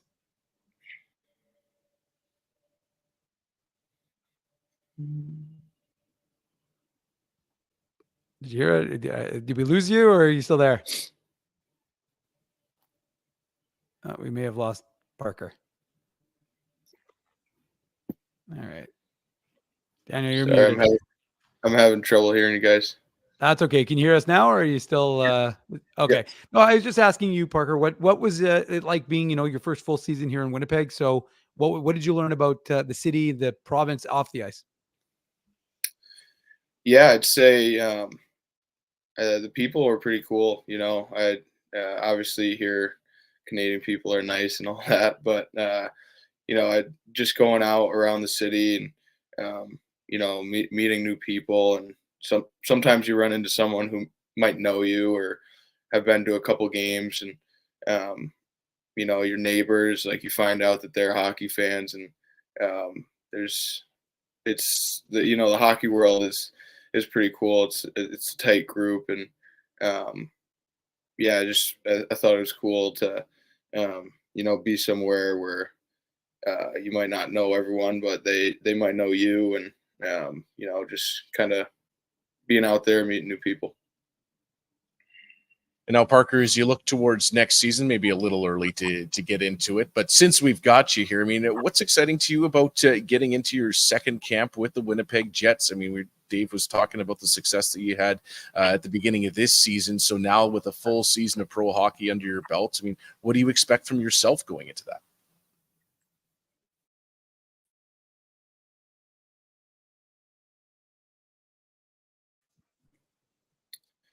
Yeah, I'm pretty fired up already, to be honest. You know, I don't like a big long off season, so it's unfortunate we're not still playing, but yeah, I mean, I'm fired up. I love the you know, summer workout feeling, because, you know, it's just so much anticipation leading up to the beginning of the season. Yeah, I mean, I can't wait to get back there, and you know, there's that time you get to meet all your new teammates and all that. Yeah, I can't really say much other than just fired up. All right. Well, we'll let you stay fired up, and we appreciate you joining us on this end of season roundtable. Thanks, Parker. Yeah. Thanks for having me, guys. Good to see you. All right. There he goes. That's Parker Ford. He'll be returning to Winnipeg for next season, and he'll be champing at the bit like everybody else to get this season going, but he's going to have a long summer, and that's okay. We enjoy summer here in Winnipeg, so that's not necessarily such a bad thing, is it, boys? Well, I do appreciate the pool time. We do like playing into June. So, by the way, is it pouring? Is it pouring in somebody else? It's pouring here in Osborne Village. Like, it's okay, because I was gonna say I'm looking at behind Daniel. It looks clear. He's downtown Winnipeg. No, it's raining. Oh, is it? Okay, I thought I could hear. I wasn't sure if it was in Rhode Island where Parker is, or if it was raining here for us. But no, it's crazy outside here. It's cats and dogs outside. That's for sure. All right. Well, it's a good thing that Austin's home. I'm home. Daniel unfortunately has to get back home eventually, but we still got GM Craig Heisinger joining us in about 15 minutes. So let's just spend the next 15 minutes kind of recapping some more thoughts on the 23-24 season for these Manitoba Moose.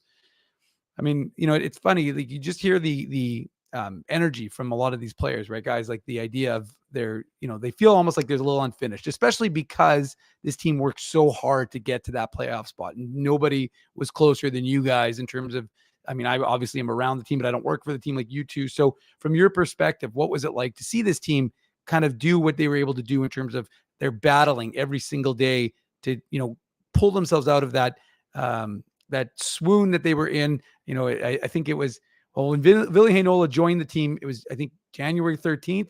And that was the 6th in Laval. And that was at the 6-game losing streak, Mark. And they, of course, lost 5 more after that, but then turned things around and we're picking up wins like nobody's business. So from your perspective, just seeing what this team, how they didn't turn on each other like Mark Morrison talked about, and continue to kind of support each other to get out of it. Yeah, I think it was January 27th in Rockford when they snapped that streak. And you know what? Coming downstairs after that game, and there was the sense of, it was like a weight had been lifted off of the collective group. I mean, everybody had done a good job of keeping things light, but it's always tough when you're caught in any sort of losing streak, much less one that goes on for a while. But how everything just seemed to change for the team that night. They were feeling good about themselves. And then I think almost as important, they went out the next game, and then they won that one, and then they won another one, right? So it wasn't just, okay, they won one and then they lost a couple and they're still kind of in the doldrums. No, they put together a little streak. They put together a really strong road trip, and then they put together a second strong road trip, ended up with that great, I think, winning 6 of 9 games on that swing of 9 straight away from home, and just turned their season around through that. I think that was really interesting to watch. And it's funny how you'll see teams go on long winning streaks and then kind of fall on the wrong side of it for a little bit, kind of for the opposite reasons that Mark Morrison was talking about, where when you're losing, you're trying to get better and trying to improve every single time out.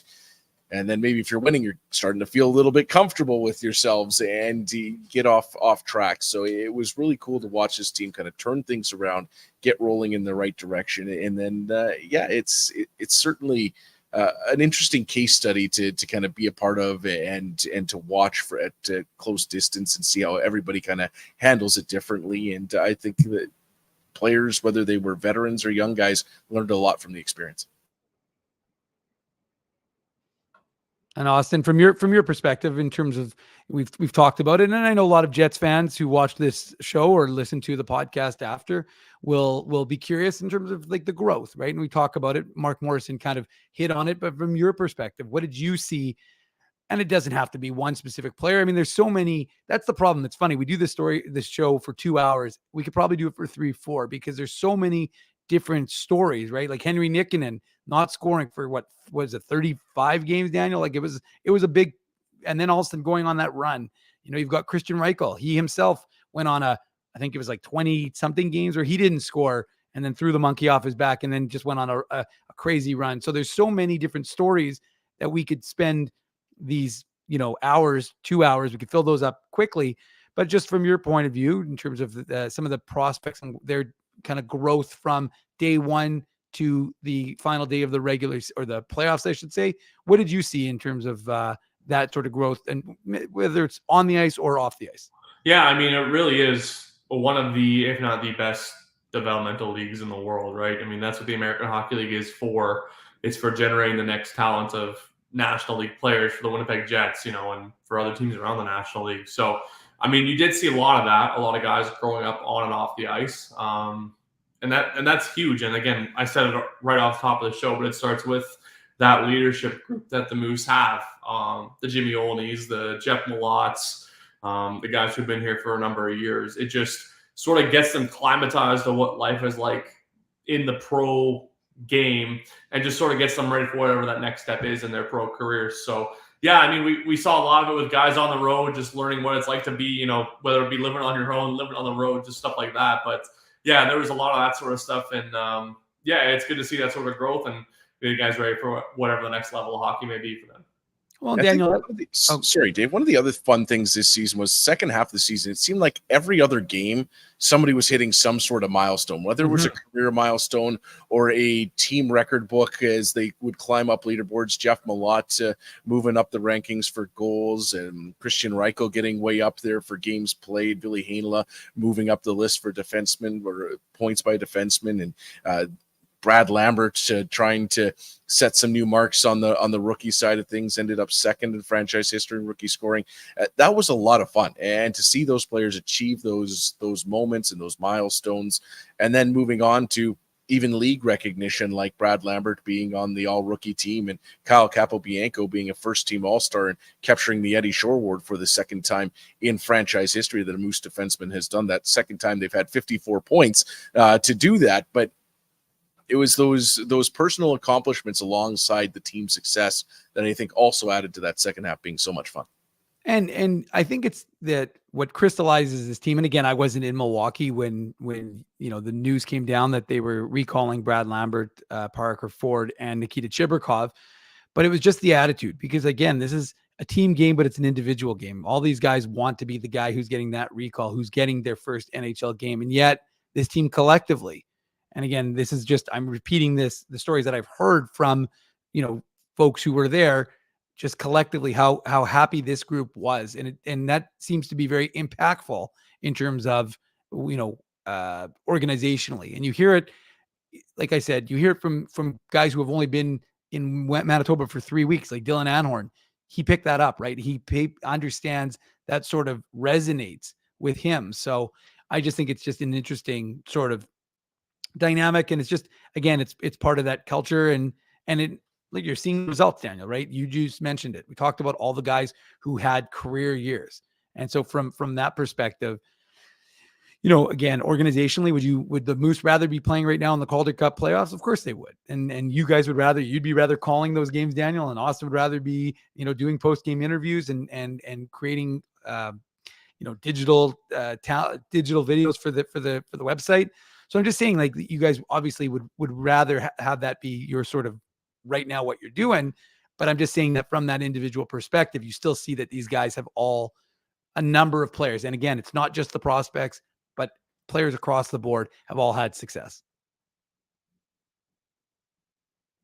Got to unmute myself. Yeah, and I think talking to Craig Heisinger, we had a chance, and we'll get him up here pretty soon, I believe. But when we were kind of having our playoff chat for one of the broadcasts, he talked about this season being a very important one development wise for a number of players. So in that respect, I think we'll leave it to the general manager to confirm, but a lot of the missions for the Moose this season were accomplished. They didn't have the success in the postseason that they wanted, but through the 72-game regular season, despite the ups and the downs, they certainly did succeed in seeing guys like Nikita Chibrikov and Brad Lambert and Parker Ford take those steps, helping Billy Hainla get back to a place after his injury where he was competing night in and night out at a high level, and seeing a guy like Kyle Capobianco ascended to being a top guy in the AHL, and guys like Christian Reichel, Jeffrey Viel enjoying career seasons like you were saying. So that development mission for the Moose in a lot of ways succeeded, despite some of the early struggles. The team fought through it, and that's something that players need to learn how to deal with. Brad Lambert produced a ton at the beginning of the season, found himself kind of struggling to do that at parts during the middle point of the season, fought through it, and then got hot again at the end of the season. So certainly a lot of those missions accomplished for the Moose, and that's exactly what you want to see. Well, all I want to see is a stable internet because, Austin, with all this rain, hopefully it's not going to derail this show for the final 25 minutes, but we'll keep chugging along and seeing, making sure that we can bring the folks the end of season Moose Roundtable, which they've come to enjoy the last few years here with Illegal Curve and in conjunction with the Manitoba Moose. Yeah, and one of the things also is the impact in the community. And maybe Daniel, you can, or Austin, either one of you guys can really speak to how impactful the Moose are. I think even more so than the Winnipeg Jets in terms of whether it's a silo mission, whether it's going to do the reading program with schools, just the impact this team has in the community. Maybe one of you guys can speak to that. Yeah, I mean, I look back on the days of when I was a former news reporter in the city, and I always remember the days of the Moose going out to whether, like you said, Siloam or Saint Amant or anywhere else throughout the city. That's a big thing for the Moose, right? I mean, we love being a part of the community. We love being engraved in that community, and of course, next season we're celebrating our 25th year here in Manitoba, and I mean, you look back on all the memories we made over 25 years here in the city, and it's been fantastic. So, yeah, I mean, we try to pride ourselves in being that grassroots sort of team for Manitoba and young fans here in the city. And it's always really special when we are able to get out into the city or into the communities and sort of I don't know, just be a part of it. You know what I mean? It's always so special for us, and it's really special for the players too when they're able to get back. Daniel, any thoughts?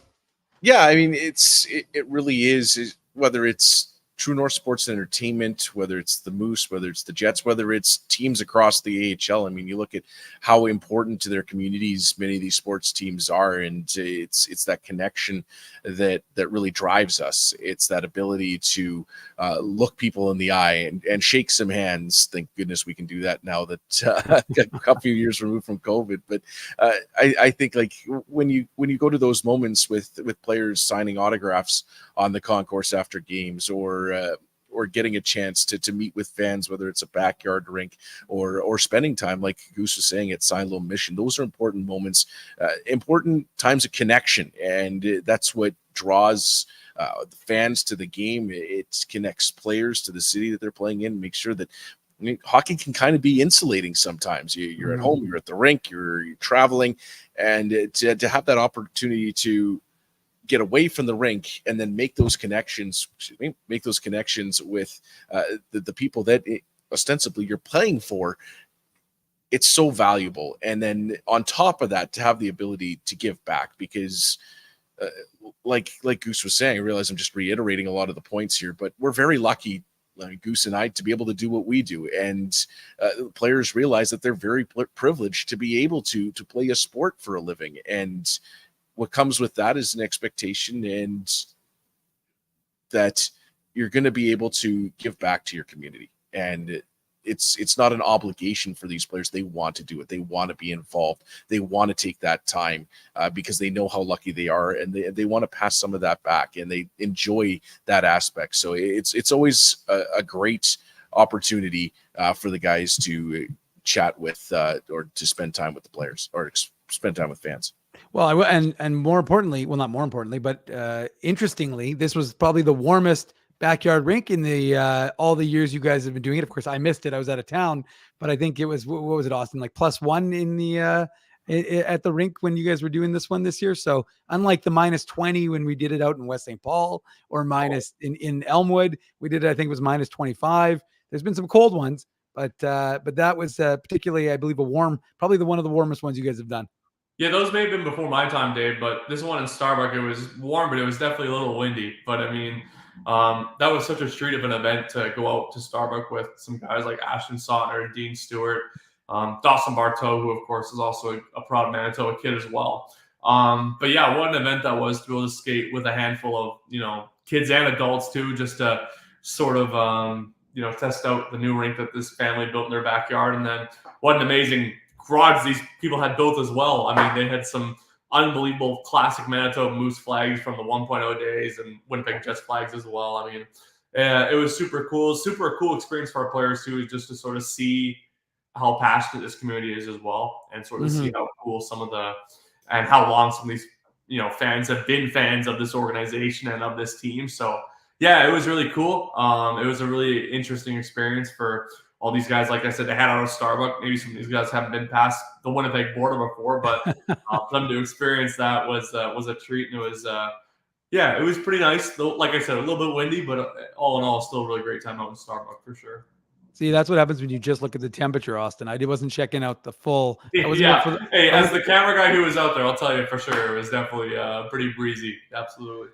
But I mean, I think that to me is all about why the Moose are so impactful in this community and why it's, interesting to cover them, is because, like Daniel was touching on when he was just speaking about it, just that the connection that they make. And, there's so much more of that sort of, again, that ability to, it's not, they're on pedestals. There's no question about it, that the players are still kind of well regarded by folks in the community, but it's just that they're more accessible.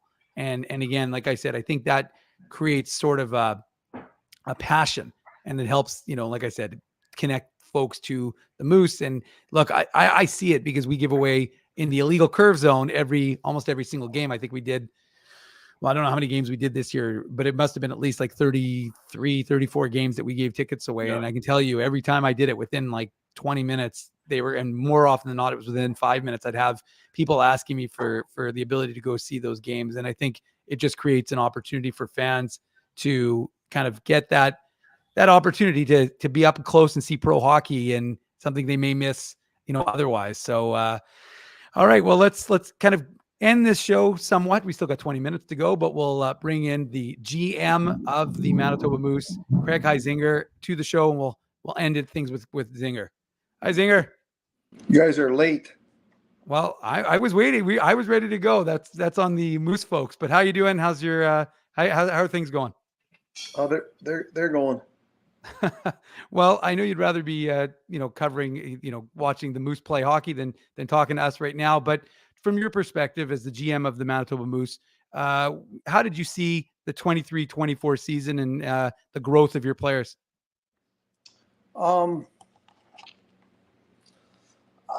I thought it was I thought some guys improved. I thought our team got better. I guess it's all how you define. If you define success in winning and losing, I guess it was probably unsuccessful. Although I think it took a lot of good coaching and buy-in by the players after January to fight our way back in. And I think those games were very valuable from February on, because every game was an important game. You had to show up to play to win. And I thought for the most part, guys improved, whether they were NHL prospects or American League sort of depth contracts. I thought for the most part it was somewhat fulfilling, despite the sort of lack of success in the playoffs. And I'm not sure if it was reasonable to expect a lot of success or not. Zinger, when you look at this team, it seemed like a lot of players, even just beyond some of the younger guys, were able to take a step. You had plenty of players set new career highs. And then on top of that, you had those rookies take those steps and be big contributors. So what did you see as guys kind of took that next step and maybe took on bigger roles than they had in the past? Yeah, I think we have career year that's pretty much based on opportunity. There's no chance to have career years if you don't get opportunity. So a guy like Jeffrey VL got, he earned opportunity. He certainly didn't earn it right at the start, but he certainly earned it by the midway point and in the second half of the year. Christian Reichel clearly had his best season as a pro points wise. he's always been a key contributor and a key member of the group, and has found his way, to be a depth NHL player, and parlayed that into a really good contract in Europe, which is the goal for lots of players, especially in the DEL. And he's got a German passport that's very lucrative to him. That as Dave Milic would like to say, certainly not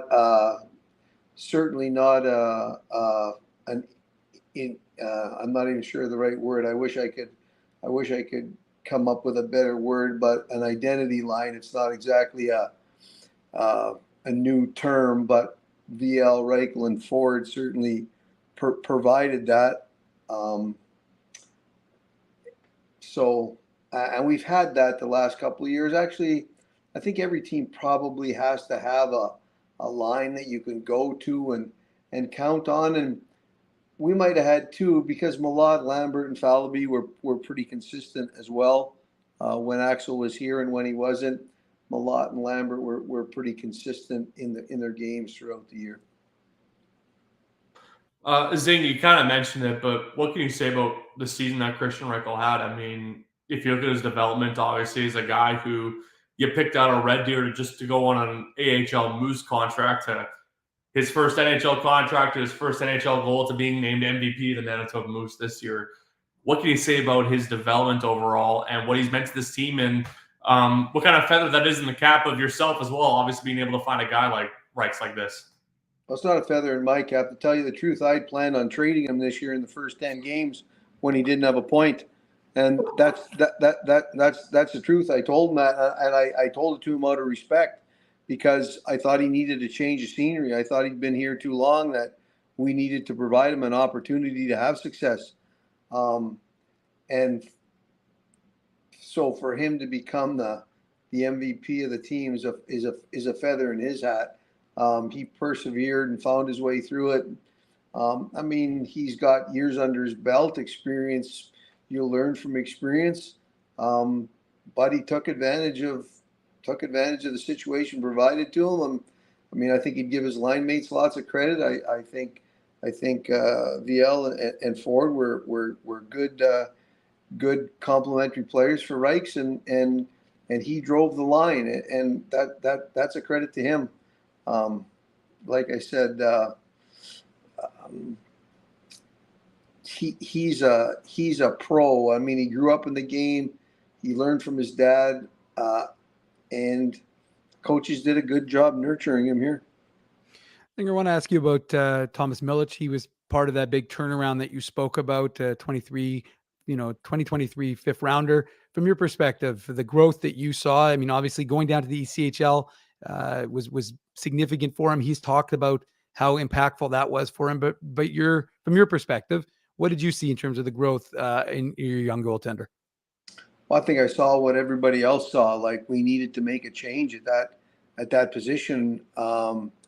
When we lost those games, I'm not looking to throw anybody under the bus, but we weren't playing that badly. There was games when we had 3-goal and 4-goal leads in the third period, and late in games, and we're losing in regulation. We needed above average goaltending. No team wins a game without above average goaltending. Just, it doesn't happen. Anybody that says you only win because of your goalie, well, the other side of it is you lose because of your goalie too. Like, they're part of the team too. Their gear is not supposed to be new at the end of the game. I'm a big believer in the East Coast League for all players. I think it's a very valuable tool. I think it's, not seen the way it should be. And Thomas, to his credit, and it's a great league for goaltenders, but it's a good league for everybody. But that's part of your development, going down there, learning how to play, learning to be a pro. It's a totally different game than junior. The gap is huge for anybody, from junior to the East Coast League, from college to the East Coast League. And anybody that thinks it's not doesn't watch the games. That's just a fact. So it was big, but he came up and he took the bull by the horns right away. And I'm not sure we had an exact plan in place when we brought him up, other than to start him for 5 of the next 7 games and see where it went. But he took advantage of that, and I mean, our season was on a string there. We'd lost 10 out of 11. We were going on a 7 or 9 game road trip. I mean, the fact of the matter is, it looked like it was over, and we went 5-1-1 on that road trip and resurrected ourselves. And he was a big part of that. There's just no taking that away. But it resonated through our whole group. Well, you mentioned the ECHL, and the Norfolk Admirals just saw their season come to an end recently. But in the first year of that partnership, how did it play out for your club here? Especially, it seemed like there were a lot of players kind of moving in between the two clubs and having an impact either way. Yeah, I thought it worked out really well. I thought it worked out surprisingly well.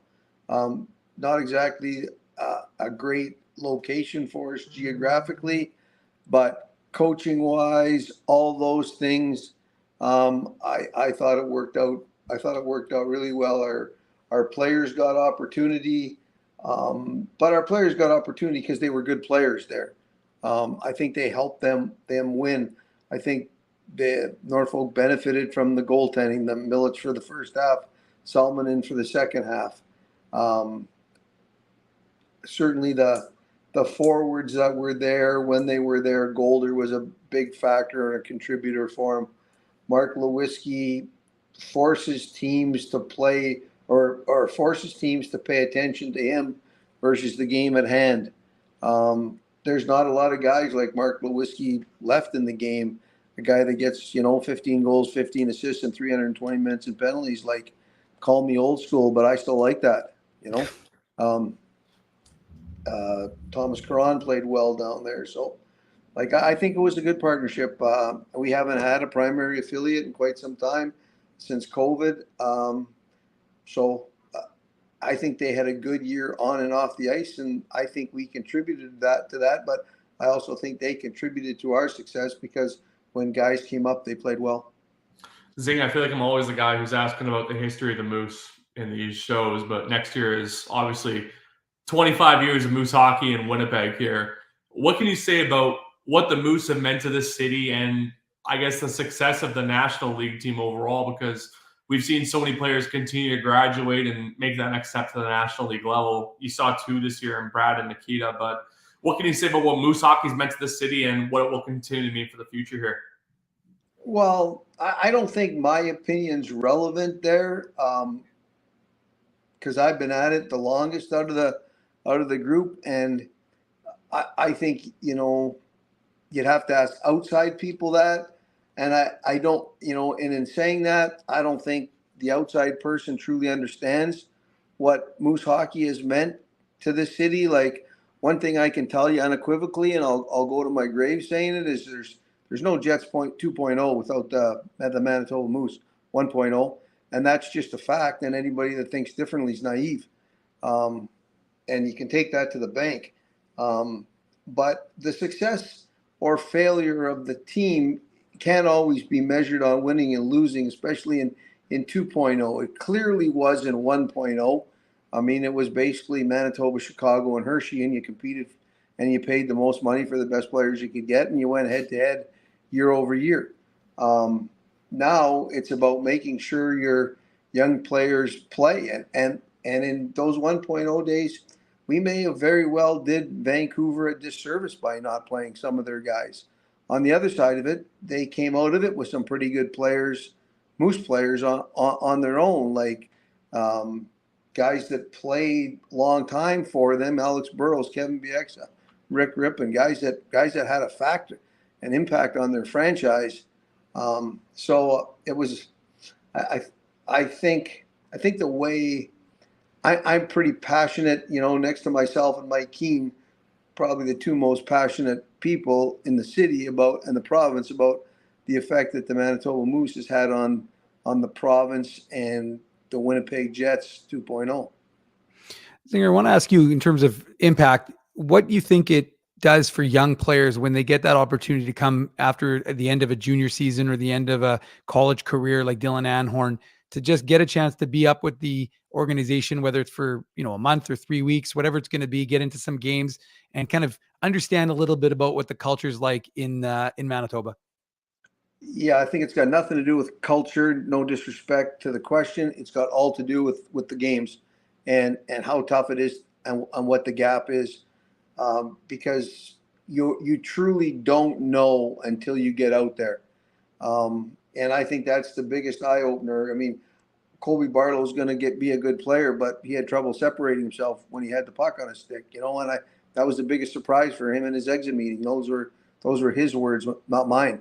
And I think if you pass up on that opportunity, it's a terrible mistake. And I don't think we've had a lot of guys pass up on that opportunity, but we've had a few. But the one that jumps out at me the most, I mean, this is going back, but in Moose 1.0 days, I remember where Corey Schneider chose not to come here when his college season was over, and he had exactly 0 wins at Christmas time the following season.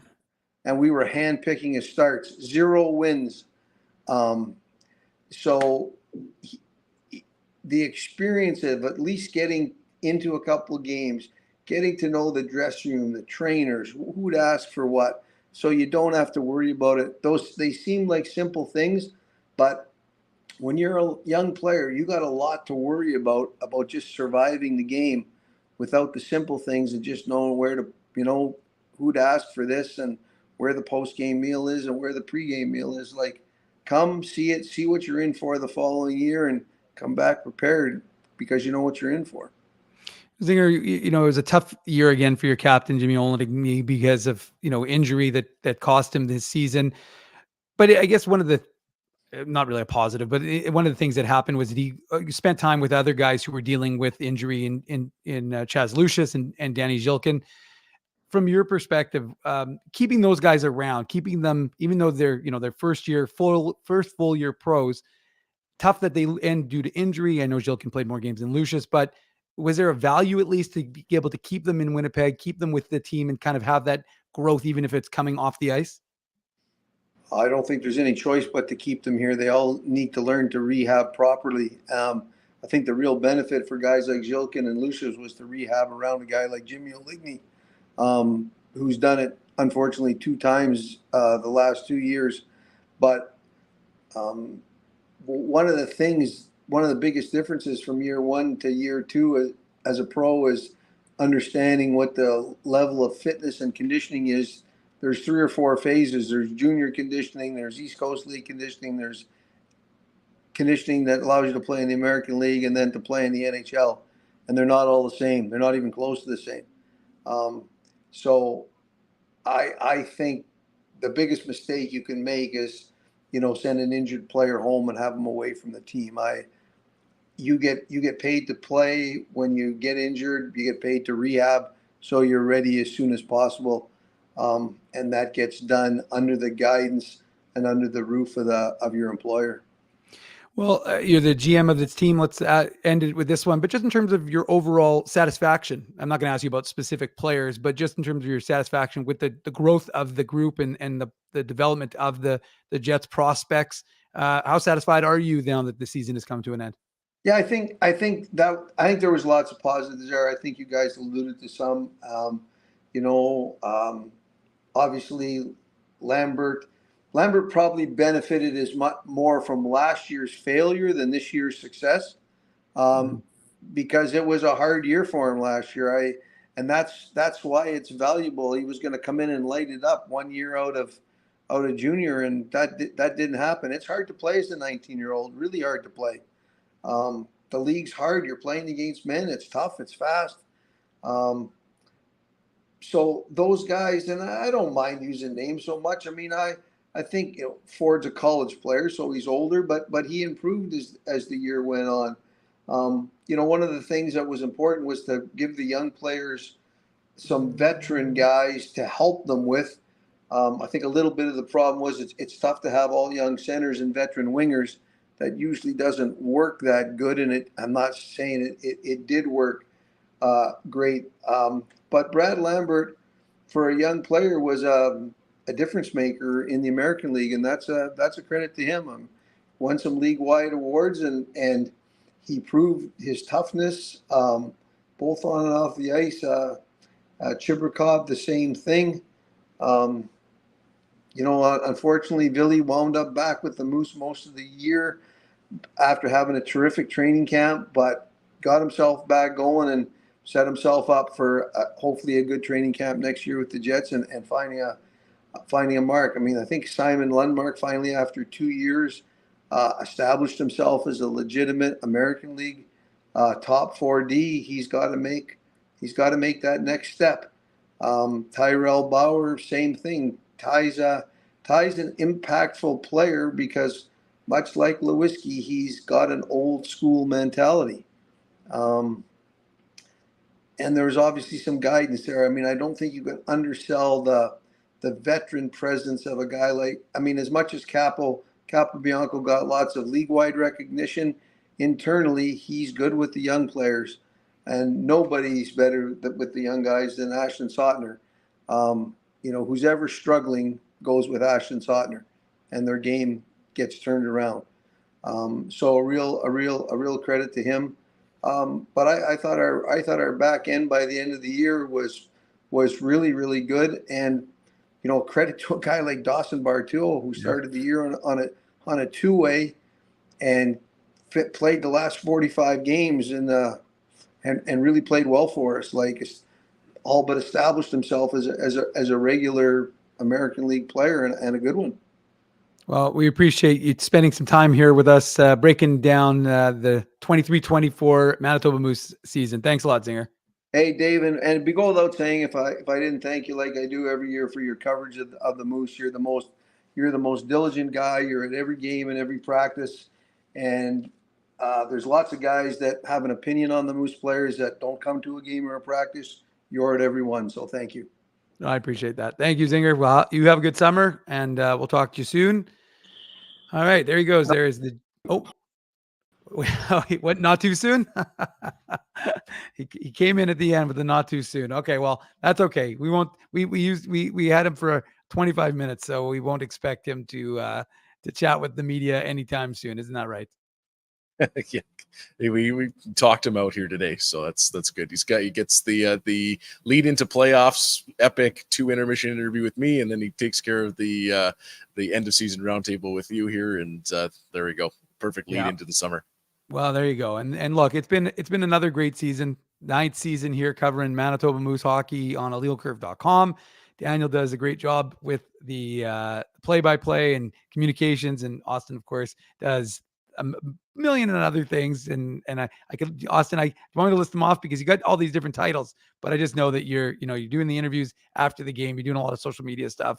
So, and of course, got to give Anthony a shout out. He's not on the show with us. He was almost ready to make his debut. That might be the 24-25 recap, but we got to give Anthony a big shout out for everything he does. He facilitates everything for us, during games, after games. So big shout out to Anthony as well. Big happy birthday to him too. It's a big day. Oh yeah. Whoa. Fusco Nation is celebrating a birthday. Fusco Nation has a big day today for sure. All right. Well, happy birthday to Anthony. Yeah. To Anthony, Fusco Nation, adding another year around the globe. And we wish him many, many more. And hopefully many more for you guys. You guys have great summers. Any final thoughts, Austin? We'll start with you in terms of your recapping of the 23-24 season. Yeah, I mean, like I said earlier, it was a big year of growth for a lot of players who played their first Fusco. Love you, Nate. Have a great birthday. But no, like I said, what a great year for the Moose overall. Winnipeg having a great year of development. A lot of learning, a lot of new experiences for a lot of the guys. But that'll just be so great for them coming back next year. And we're looking forward to a really exciting season of 25 years of Moose hockey in Manitoba. It should be a really exciting one. Hold on, Daniel, before you get in with your thought, does that mean, Austin, should we be priming for some sort of specialty Moose jersey with a 25 on the shoulder or something? I'm not going to commit to anything, but it's, like I said, 25 years is a big year. So we should be expecting some sort of celebration of some sort for sure. Okay, well, something to look forward to. Daniel, your thoughts on the to recap the 23-24 season? Yeah, I mean, it was a lot of fun. It always is, and as I said, to kind of close out our final broadcast of the season, every year is so special because it's completely unique.